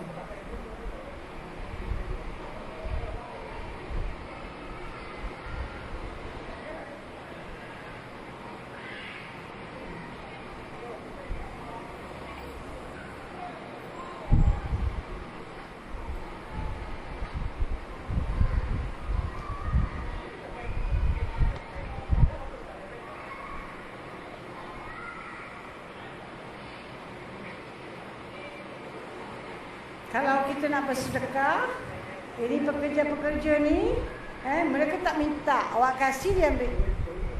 Mereka dapat gaji, tapi ini tambahan untuk mereka lah. Kenapa mereka lah orang-orang yang menjaga masjid, jangan pandang mereka rendah. Kalau mereka tak bekerja untuk membersihkan masjid, masjid akan lebih kotor sangat. orang terlalu ramai, mesti dibersihkan, mesti nak dijaga. Kalau tempat, kalau ini yang untuk cuci. Kemudian yang jaga kat tempat kawasan orang perempuan terutama sangat orang perempuan, dia kalau minum air dia dah tahu ini tempat ni nanti ada orang nak datang collect, dia pakai campak saja. Ingat, awak semua dah belajar. Bila awak minum, jangan campak punya gelas kat mana-mana, pegang. Kalau awak nak kasih yang tukang collect, tunggu dia datang, hantar kat dia. Beri kat dia atau dia datang kat depan awak, ulur. Jangan campak, jalan tinggalkan. Ada orang dia dah minum, dia tinggalkan. Duli, nanti orang lain akan angkat. Awak sudah membuat satu dosa, satu kesalahan, adab dalam masjid tak ada. Kemudian awak buat kotoran dalam masjid Allah di negeri Allah SWT. Jangan ambil ringan. Balasan tetap ada. Banyak orang tak ambil kira all this. Dia ingat cuma pergi Mekah, buat tawaf, buat sa'i, tahlul, lima Arafah, pergi gini. Yang kecil-kecil ni yang merosakkan dia tak jaga. Okay. So nanti ada perempuan yang lap-lap, Quran, bersihkan, aturkan balik dan sebagainya. Kalau awak nak kasih dia duit, awak kasih dia ambil, dia tak minta. Kasih dia ambil, tak kasih tak apa. Okay. Ada banyak orang yang kita lihat mereka suka buat sedekah. Dan mereka bersedekah kat luar sindiket. Yang minta sedekah kat luar, tangan kodong, kaki kodong, ni semua sindiket. Budak-budak ni daripada lahir dikodong-kodongkan kaki tangan untuk dibesarkan jadi keluarga minta sedekah. Memang hidup dia macam gitu. Okay? Ini yang kajian selalu tangkap mereka. Sebab mereka bukan minta sedekah, mereka menyusahkan orang, mereka terkam orang, mereka rampas duit orang semua. Ini semua berlaku. Tapi yang kat dalam kita nak bagi sedekah, orang yang jaga masjid. Faham tak? Di Madinah, orang yang bersihkan masjid, bersih lap sana lap sini, ini kita beri sedekah. Ini lebih utamalah sebab mereka menjaga untuk kepentingan umat. Ini kalau awak tengok, ini dah tempat balang-balang air Zam-Zam. Bila awak tengok balang dia semua tak ada tulisan. Bila ada tulisan di sini, makna ini tak campur air batu. Ini air Zam-Zam tak ada air batu, tak sejuk. Okay, yang ni semua sejuk. Okay. Ini di luar. Cuma kat luar ni kadang-kadang dia dah tak ada pakai, tak notice tulis di tempat tu perempuan, laki-laki masuk. Di tempat tu laki-laki, perempuan masuk. Dah tak boleh terkawal. So orang dah berjuta-juta kan. Cuma nasihat saya, bila keluar dari masjid, jangan ambil air Zam-Zam. Orang terlampau ramai. Awak nak ambil air Zam-Zam, ambil bukan time orang nak masuk masjid dan orang keluar masjid. Pada masa itu, mudahlah awak ambil. Macam perempuan ni mudah dia ambil, tak banyak orang kan. Bila orang tengah nak pergi ke masjid nak solat, jangan pergi ambil air Zam-Zam. Sebab orang terlampau ramai. Orang nanti keluar dari masjid lepas solat kan, orang pun terlampau ramai. Tunggulah waktu lega baru untuk ambil air Zam-Zam. Dan kita macam-macam cara boleh dapat air Zam-Zam tapi kita mesti tahu timing dia. Ini perkara khurafat, nampak tak? Semua orang berpegang-pegang ke bangunan Kaabah. Tidak disuruh. Tak disuruh buat macam gini atau macam gini, pergi cium-cium Kaabah. Ini Kaabah, bangunan. Inna awwala baitin wudi'a lin-nas lallazi bi Bakkah mubarakan wa hudan lil alamin. Inilah kata Allah, rumah ibadah pertama yang kami buatkan untuk manusia di Bakkah, yang barakat, menjadi petunjuk bagi sekian alam. Tapi kalau macam ini bukan petunjuk, sebab kita selalu minta dengan Kaabah. Kita tak minta dengan Kaabah. Kita tak sembah Kaabah. Allah bilang di tempat mulia, kita muliakan. Sebab Allah bilang dia mulia. Kan? Allah bilang dia mulia. Dia sudah ada sebelum zaman Nabi Adam. Bila Nabi Adam dikeluarkan daripada syurga, dibawa ke dunia, Jibril membawa dia ke tempat ini. Yang tak ada Kaabah. Tapi tempat itu ada tanda, warna dia merah, tanah dia merah. Dan di situ Allah ajar pada melalui Jibril Nabi Adam untuk lakukan tawaf, untuk lakukan doa. Banyak doa yang dibuat oleh Nabi Adam. Nabi Adam cuma buat batu-batu saja kawasan yang telah ditentukan. Dan tidak ada bangunan yang hebat, cuma adalah sedikit yang dibuat. Kerana sampai ke zaman Nabi Ibrahim baru dibina. Berapa besar Kaabah tu? Macam mana Nabi Ibrahim tahu berapa besar, berapa panjang Kaabah tu? Kat Jibril suruh tengok ke atas, ada awan. Ikut ukuran awan. So itu ukuran dia sudah ada daripada zaman Nabi Ibrahim dan Nabi Adam, cuma tak nampak. Dari zaman Nabi Ibrahim, Nabi Ibrahim bina. Walaupun tak tinggi, macam hari ni tinggi dia ditambahkan tinggi, tapi dia punya kawasan tu sudah ada mengikut ukuran awan. Okay. So kita pergi ke sini, kita bersyukur pada Allah Subhanahu Wa Taala. Ya Allah telah memilih kita untuk sampai ke sini. Kita berdoa pada Allah, kita tak sembah Kaabah. Kaabah mulia, Kaabah tempat yang hebat, tempat kawasan ini tempat kabul doa. Kita datang di situ, kita minta pada Allah yang memberi, yang mengkabulkan doa kita, yang menyempurnakan segala hajat kita. Bukan Kaabah, bukan Hajar Aswad, bukan itu, bukan itu, tapi Allah Subhanahu Wa Taala. Okay. So jangan buat khurafat. Hari ni awak tengok tak, saya tak buat. Tapi bila tengok orang lain buat, kita teringin nak buat. Itu yang takut. Keliling pula, keliling depan belakang tak ada orang kenal. Yang depan aku ada pakcik Indonesia. Kat sana ada pula ini orang Bangladesh. Orang itu, orang ini tak ada orang kenal. Aku pun masuk sekaki. Ini yang kita khawatir tau. Kat sini semua tak kolot nak buat, takut kat sana. So ini semua khurafat yang Nabi suruh lekapkan diri hanya di multazam. Bagi orang lelaki yang tawaf wada, bila dia nak balik, dia lekapkan diri, doa pada Allah, terimalah segala ibadahku ya Allah. Dia doa pada Allah, bukan minta pada Kaabah. Lelaki saja, bukan lekapkan badan di keliling Kaabah, bukan sentuh. Dan semasa kita tawaf, kalau kita sambil tawaf, sambil tangan terkena aja Kaabah, pusingan tu tak pakai. Okey, ini kita jaga. Okay. Sekarang kita nak masuk kepada rukun haji seterusnya. Kita dah bincang niat. Sepatutnya kalau ikut tu kita mesti nak bincang wukuf kan. Tapi kita sekarang daripada kapal terbang dah masuk hotel kan. Daripada hotel kita dah siap-siap, kita akan masuk ke masjid. Okay? Ingatlah, selalu saya ingatkan awak, kita nak masuk masjid, adab sopan masuk masjid, jaga. Always masuk dengan kaki kanan, masuk dengan doa dan masuk dengan niat i'tikaf. Jangan berbual-bual. Dan kita akan terus masuk. Yang pertama kali masuk masjid, semua kita haji ifrad, tamattu, qiran akan terus pergi untuk lakukan tawaf. Tawaf haji ifrad, dia akan buat tawaf kudum. Haji qiran, tawaf kudum. Haji tamattu, tawaf umrah. Cara, syarat, semua sama. Yang bezakan cuma niat saja. Okay. So kita kena dulukan perkara tawaf lah. Apa itu tawaf? Ialah berjalan mengelilingi Kaabah sebanyak 7 pusingan. Dimulakan daripada rukun Hajar Aswad hingga kembali kepada rukun Hajar Aswad dengan beberapa syarat. Dia mula dari rukun Hajar Aswad, pusing keliling Kaabah sampai balik Hajar Aswad, baru satu tawaf mengandungi 7 pusingan. Itu dia kira satu tawaf. Satu tawaf mengandungi 7 pusingan. Dan kita mesti habis 7 pusingan dengan beberapa syarat yang tertentu.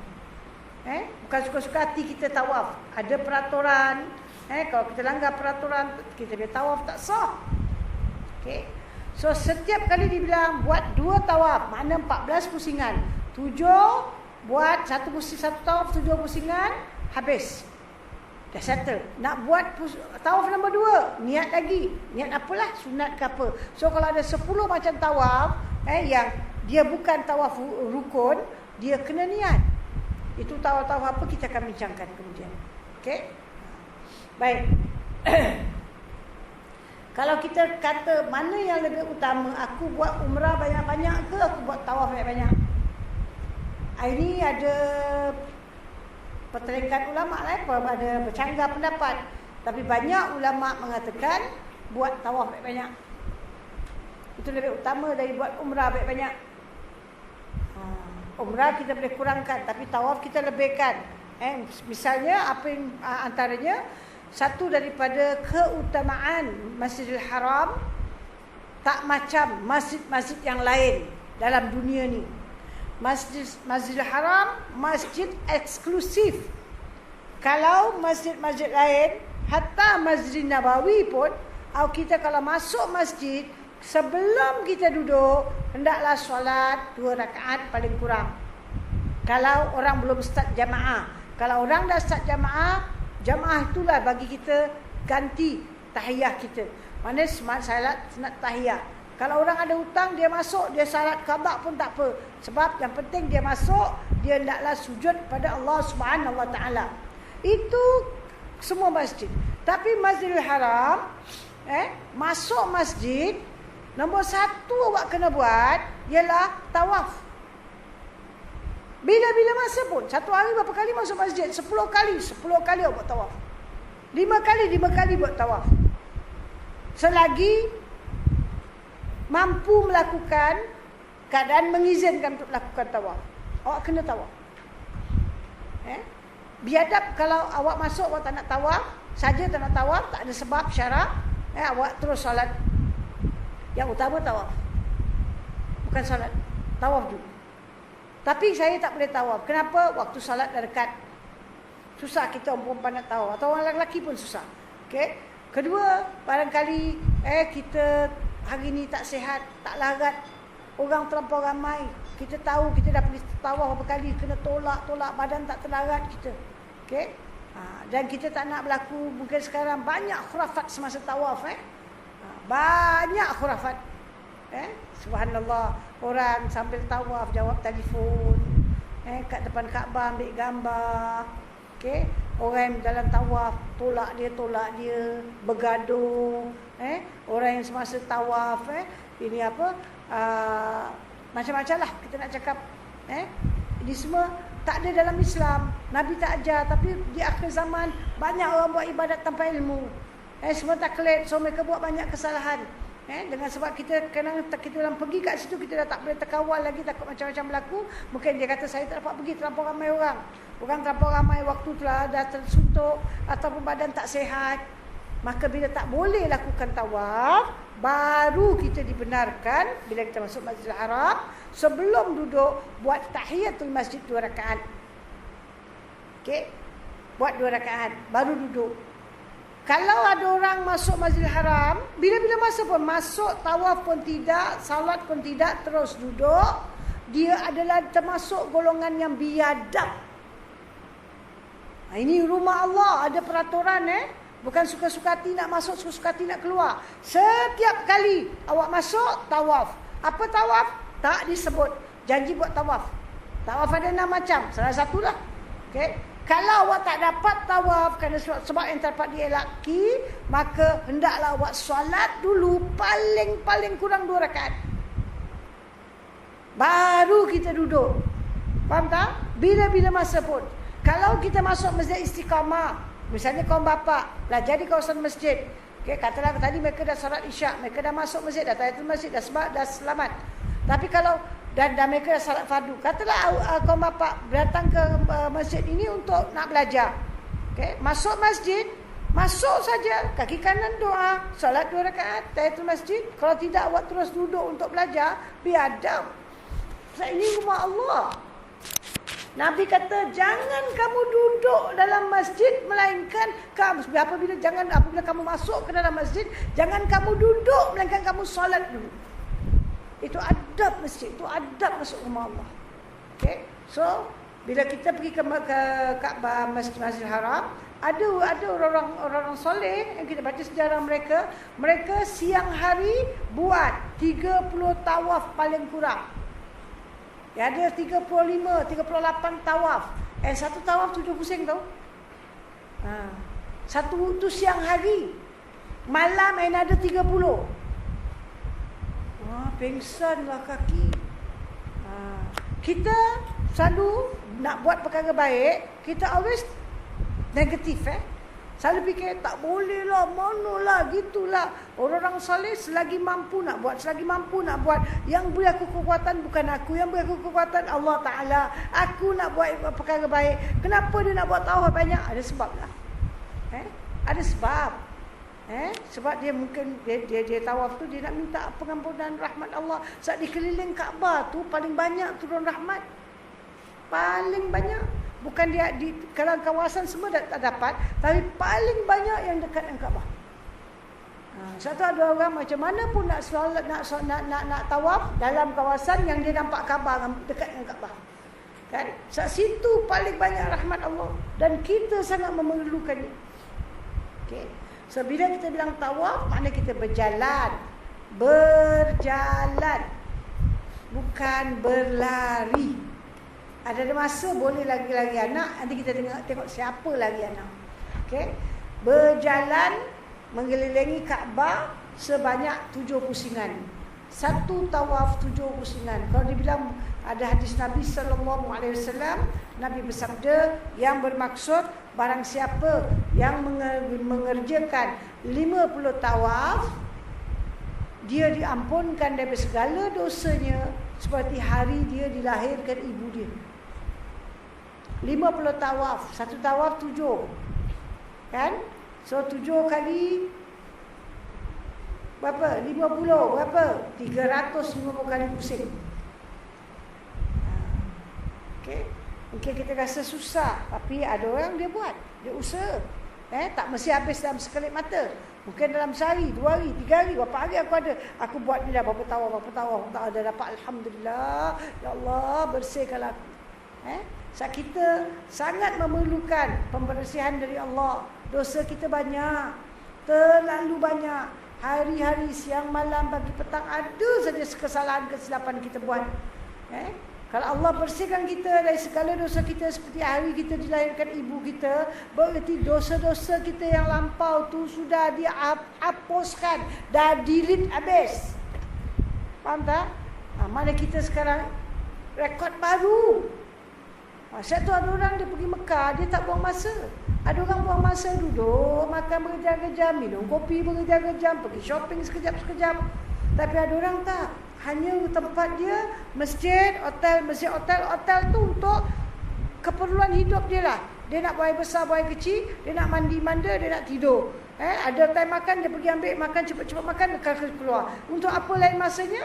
Kalau dia tak penat, dia tidur kat hotel dia. Tak penat, masjid lah tempat dia.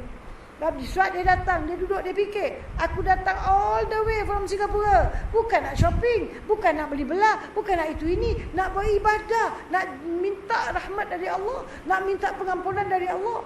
Sebab tu dia akan usaha sebanyak mungkin, sedaya mungkin, semampu mungkin. Hanya akan dibuat, insya-Allah. Mudah-mudahan Allah beri kita rahmat. Tawaf di musim haji. Haji dan umrah. Umrah punya tawaf cuma sikit, kurang 2. Haji ada banyak. Pertama, tawaf di musim haji dinamakan tawaf kudum. Kalau sekarang orang-orang pergi umrah, tadi siang saya punya kelas 2-3 orang peluk saya, Ustazah doakan saya nak pergi umrah besok. Dia ada saya nak pergi umrah 19, saya nak pergi umrah gini, doakanlah saya Ustazah, insya-Allah Allah beri awak rahmat, mudah-mudahan dapat haji mabrur, mudah-mudahan awak sihat walafiat dan beramal banyak. Jadi mereka pergi, semua nak pergi umrah. Ada tak tawaf kudum? Orang pergi umrah bila-bila pun tak ada tawaf kudum. Tawaf kudum hanya untuk haji, musim haji. Itu pun hanya untuk 2 macam haji saja. Haji ifrad dan haji qiran sahaja ada tawaf kudum. Umrah tak ada tawaf kudum. Ini tawaf kudum apa? Tawaf selamat datang. Kita baru sampai kan? Pertama kali kita sampai ke Mekah, bila kita nak masuk pertama kali ke masjid, ini orang haji ifrad. Dia dah niatkan berangkat terbang saja, aku mengerjakan haji dah, aku ihram dengannya dengan syarat talal aku tanpa dam jika ada sesuatu yang menghalangi. Kalau haji kiran saja aku mengerjakan haji dan umrah, dah aku ihram dengan kedua-duanya dengan syarat talal aku tanpa dam jika ada sesuatu yang menghalangi. So ni dua-dua orang dia masuk Mekah, satu daripada khususiah negeri Mekah, sama ada awak buat haji ke atau buat umrah atau awak datang ke Mekah. Faham tak? On business trip. Ataupun datang kerana nak jumpa saudara. Awak memang orang ada saudara kat sana. Mungkin awak nak datang nak jumpa saudara. Bila awak masuk kawasan Tanah Haram. Kalau tak masuk kawasan Tanah Haram, tak ada cerita. Awak masuk saja kawasan Tanah Haram, kita ni dituntut pergi ke Masjidil Haram buat tawaf. Kalau awak datang business trip, awak bekerja, awak dah masuk kawasan Tanah Haram, awak hendaklah buat tawaf kudum.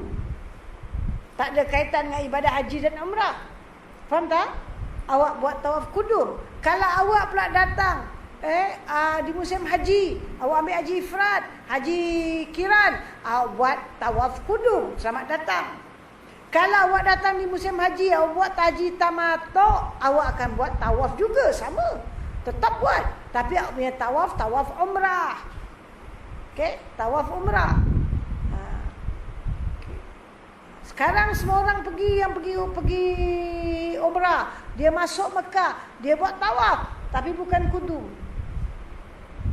Apa pasal? Sebab dia dalam ihram. Okay, so dia tak ada, boleh tak saya buat tawaf kudum? Tak ada. Awak buat ihram apa? Ihram umrah. So tawaf awak, tawaf umrah. Habis bila masa saya nak buat tawaf kudum? Tak ada. Nak buat tawaf kudum mesti dalam ibadah haji saja. Atau nak buat tawaf kudum, orang yang tadi saya bilang business trip. Dia tak buat satu ibadah haji atau umrah. Dia tak ada niat. Faham tak? Dia memang bisnes dia hari-hari keluar masuk tanah halal, tanah haram gitu. Atau dia driver, atau dia nak tengok, dia orang Arab juga tapi dia daripada bahagian jauh sikit, dia datang ke Mekah, bukan pasal ibadah haji, ada saudara dia sakit kat hospital, dia nak pergi ziarah. So bila dia dah masuk tanah haram, kawasan tanah haram, kan, bukan tanah halal, dan sudah dekat dengan masjid, dia kena pergi ke masjid dan buat tawaf. Dan tawaf dia nama tawaf kudum. Okey, kalau seorang itu haji ifrad atau haji kiran, dia masuk dalam keadaan haid, dia tak boleh buat tawaf kudum sampai haid dia kering. Okey, bila haid dia kering, haid dia tak kering-kering, ni haji ifrad tak kering-kering. Malam ni nak berangkat pergi Arafah, habis macam mana tawaf kudum? Tak payah buat. Sebab tawaf kudum tu sunat. Tetapi bukan sunat yang diringan-ringankan. Kita hanya tinggalkan tawaf kudum jika kita memang tak dapat buat. Faham tak? Selagi boleh, mesti buat bagi orang yang buat haji ifrad dan haji kiran. Haji tamattu masuk dengan tawaf umrah. Okey. Nombor 2, tawaf sunat. Ini boleh buat bila-bila masa saja. Katalah ni haji ifrad, dia dah buat tawaf kudum. Lepas itu diutamakan, afdal dia buat sa'i rukun haji. Dia pun dah buat. Ada banyak hari lagi sebelum pergi Arafah. Habis dia nak buat apa? Boleh buat umrah? Tak boleh.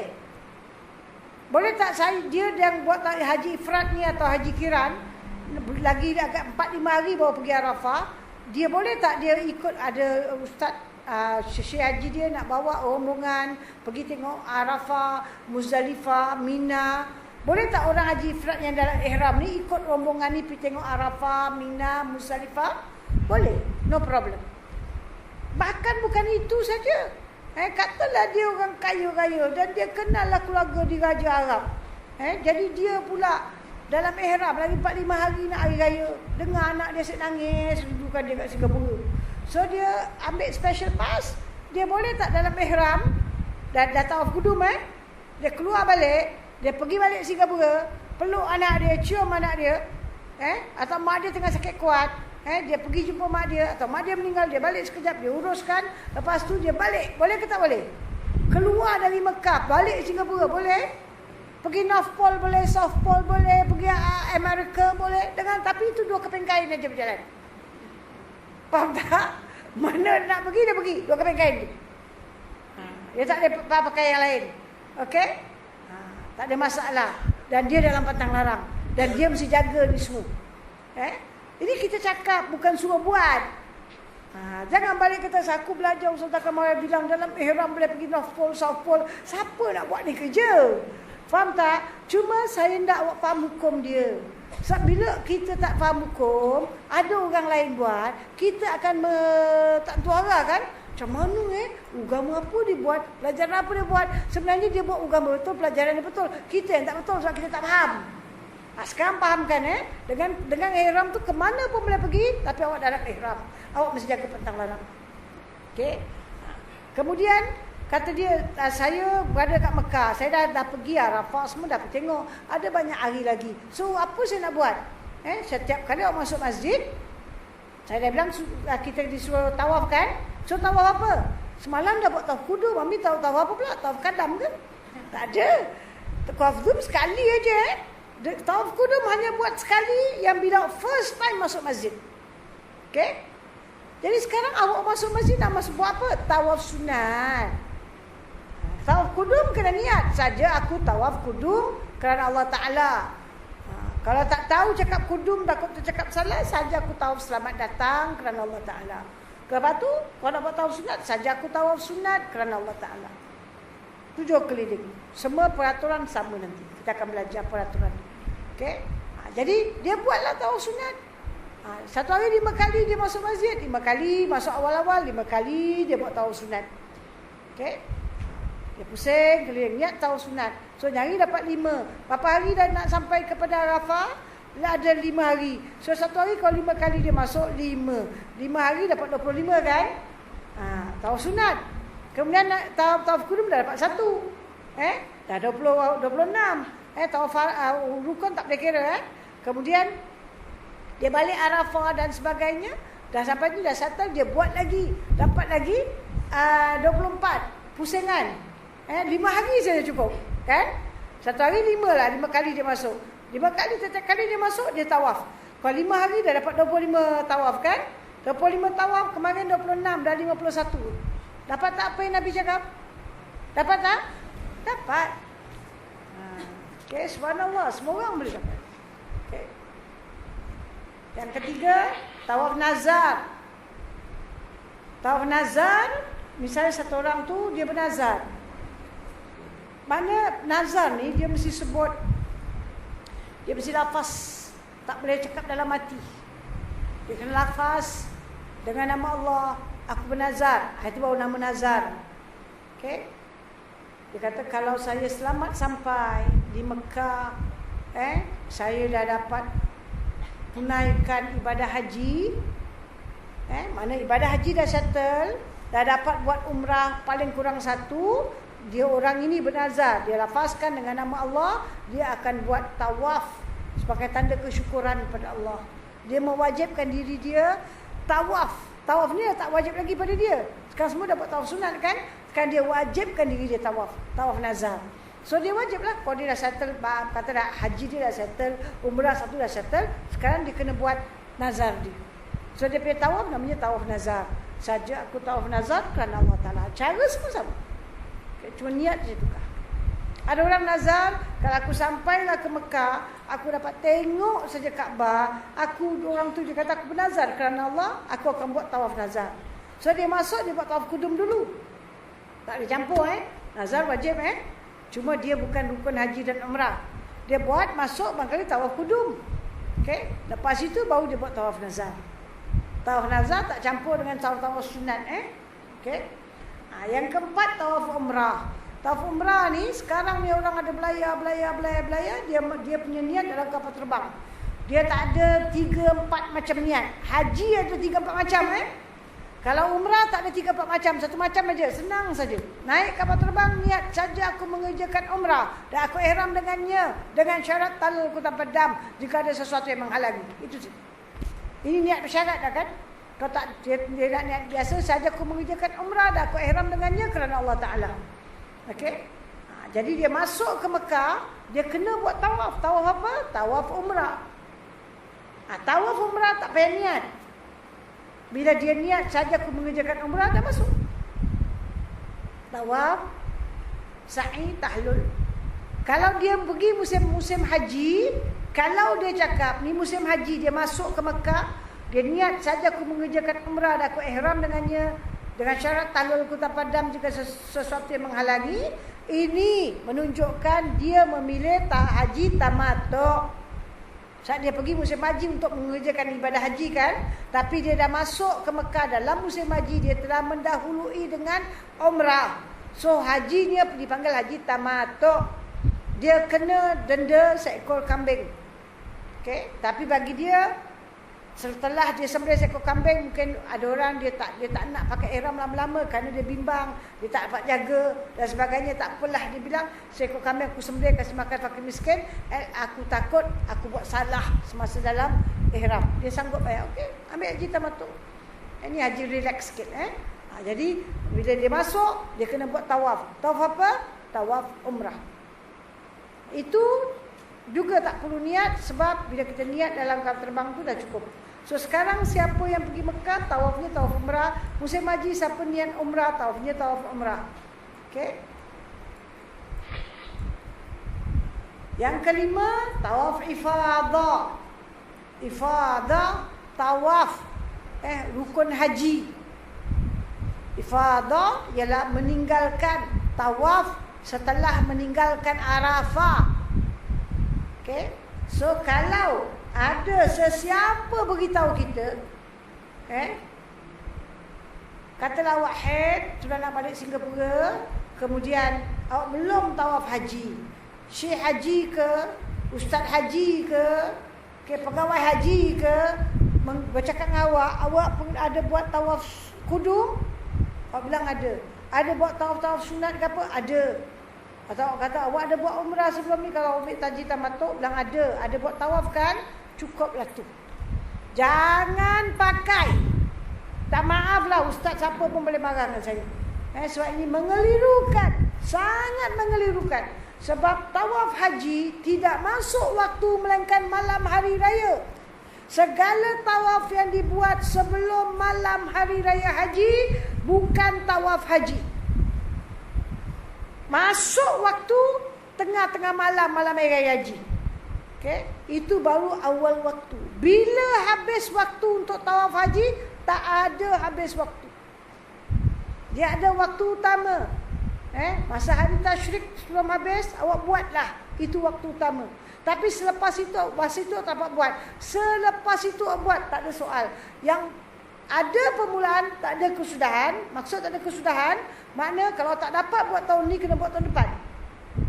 Selagi belum settle tawaf haji, haji belum settle. Faham tak? Habis waktu bagi kita bila kita selesaikan tawaf haji kita dengan sah dan yakin. Baru habis waktu. Faham tak? Selagi kita belum buat, belum settle lah kita punya haji kita. Kalau orang bilang nak title hajar ke haji kan, kita baru dapat nama dia Cik Ali. Orang kalau dia balik ni orang akan panggil apa? Haji Ali kan. So dia cuma Ali aja. Li tak ada. Haji tak ada. Kalau dia perempuan, Fatimah. Jah dia tak ada. Sebab tawaf belum buat. Tawaf masuk malam raya Bila habis waktu, bila kita selesaikan kita punya tawaf. Jelas tak? Kalau awak tak dapat settlekan tahun ini, katalah awak dah head dah datang, awak pun dah niat bersyarat, awak dah keluarkan diri dari pantang larang, awak balik Singapura, tahun depan tak ada duit, nak buat umrah saja pun tak ada duit. Tunggu 2 tahun, 3 tahun, 5 tahun. Mana waktu tu mesti ada untuk kita selagi kita belum settle. Faham tak? Bila kita dah ada duit, kumpul pergi Mekah dan settlekan kita punya tawaf haji, qada. Okey. So awal waktu untuk tawaf haji malam hari raya.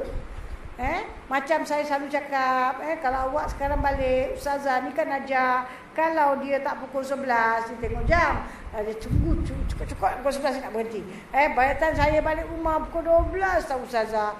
Kita punya sahabat kat Pontian lagi sampai pukul berapa lah dia balik. Jadi kan leceh, kita balik dah pukul 12, badan pun dah penat. Kalau kat Singapura kan, badan dah penat. Habis kita belum sembahyang isyak, habis takut pula terlajak, besok tertidur kan. So kita sembahyang isyak, salat, bukan tak salat, saya salat juga. Saya salat subuh sekali. Supaya jangan kalau tertidur pun dah cover kan. Dah salat subuh kan, boleh tak? Sah tak? Janji salat apa? Dah dia Allahu Akbar, saja aku salat fardu subuh tunai kerana Allah Ta'ala. Buat, kau tak buat. Tapi sah tak ke tidak? Kenapa tak sah?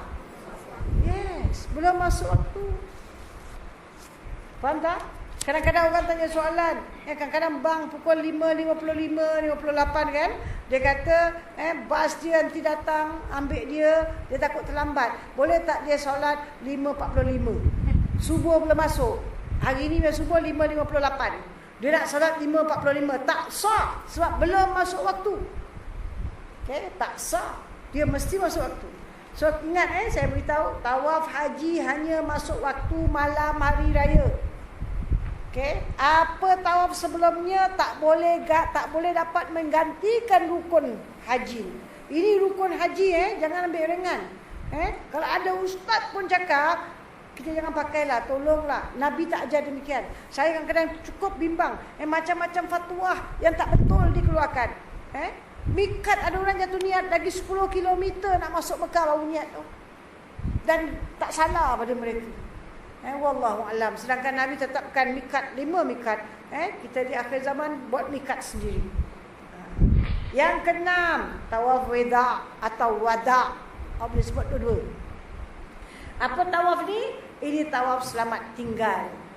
Ini tawaf jangan juga ambil ringan. Ada sebagian besar ulama mengatakan tawaf weda termasuk wajib-wajib haji. Awak hanya boleh tinggalkan tawaf weda kalau ada uzur syar'i. Awak sakit. Awak uzur haid. Awak dilepaskan. Lelaki atau perempuan. Kalau lelaki tu sakit, okey. Tapi kalau sekadar kata saya tak larat lah, penat lah. So ini biasa berlaku. Ada kawan saya, dah meninggal dah. Dia menceritakan. Pegawai-pegawai dia pun, pegawai yang beberapa syekh lagi pun ceritakan kepada saya. Mereka sanggup pergi, maksud nak buat tawaf weda ni, pergi ke satu bilik. Cakap jemput keluar nak buat tawaf weda, dah kasih tahu. Dan tahu ni bilik ada orang tua, ada orang ni pergi. Cik, Haji, Kak Mak Haji, mari naik wheelchair. Nak pergi mana? Nak tahu buat tawaf weda. Tawaf lagi. Nampak? Keimanan kalau tak kukuh akan jawab macam gini. Ini nak buat ibadah tau. Tawaf lagi. Berapa banyak tawaf nak buat? Tak nak buat.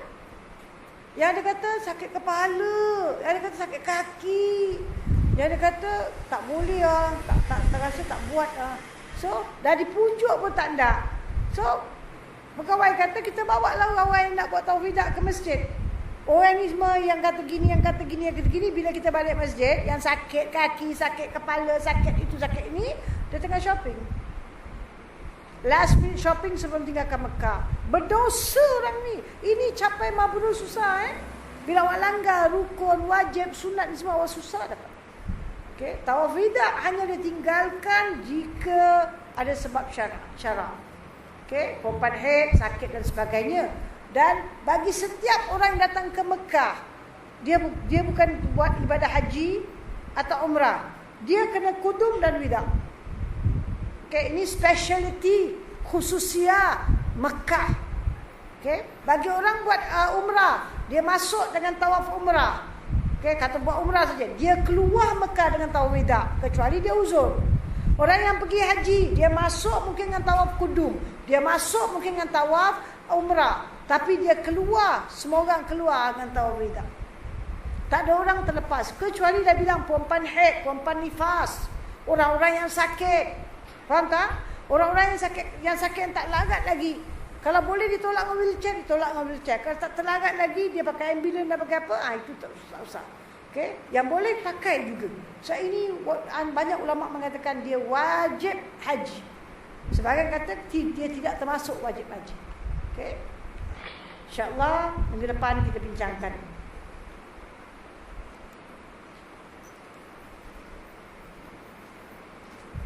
Kita baru mengenal nama-nama tawaf. Kita belum lagi membincangkan tentang syarat dia macam mana. So jangan panik. Habis ustazah, saya belum tancang aja awak dah panik. Bukan besok nak pergi Mekah kan. So kalau kita tengah tawaf, habis orang sentuh kita, habis batal, habis macam mana saya dengar nak taklid mazhab Hanafi. Sabar. Saya semua terangkan insya-Allah.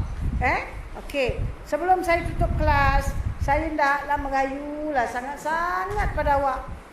Sama ada kaum bapa melalui isteri dia atau kaum bapa sendiri datang. kerana Allah lah kita nak bantu. Ini setiap tahun kita bantu Madrasah Al-Sagaf dalam projek pentadbiran madrasah. Mereka untuk pelajaran, untuk alat-alat pendidikan, untuk beasiswa para pelajar yang susah. So dengan awak tolong kerana Allah, ambil satu kad ni, okey? Ambil satu kad ni awak isikan, tak mesti pergi sepintu-sepintu. Awak isikan duit awak berapa yang awak ikhlas. Kalau awak rasa awak kasih $10, $10 boleh. Awak rasa banyak sangat, dan saya selalu syorkan tambahkan lagi kosong lagi. Okey? Kalau awak rasa $10 banyak, tambah lagi kosong jadi 100. 100 kalau awak rasa banyak, tambah lagi kosong jadi 1000.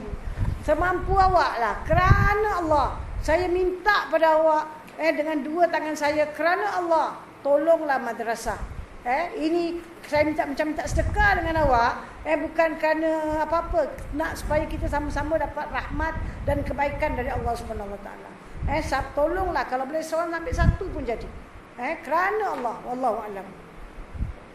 Bismillahirrahmanirrahim. ربنا فعنا بما علمتنا ربي علمنا الذي ينفعنا ربي فحكنا فحك أهلنا وقرابة لنا في ديننا مع لكتر الأنثى وذكر ربي وفقنا فقهم لما ترضى قولا وفعلا كرما وارزق الكل حلالا دائما وأخل أتقياء علماء نهزى بخير ونكفى كل شر ربنا أصلح لنا كل شؤون وأقر بالرضا منك العيون واقض عنا ربنا كل الديون قبل أن تأتينا رسل المنون واغفر استر أن تكرم من ستار وصلاة الله تأشى المصطفى من إلى الحق دعانا والوفاء بكتاب فيه لناس شفاء ولا الآل كرام الشرفاء ولا صب المصابه الغرار اللهم دنا بهداك واجعلنا مما يسارع في رضاك ولا تولنا وليا سواك ولا تجعلنا ممن خلف أمرك وعسك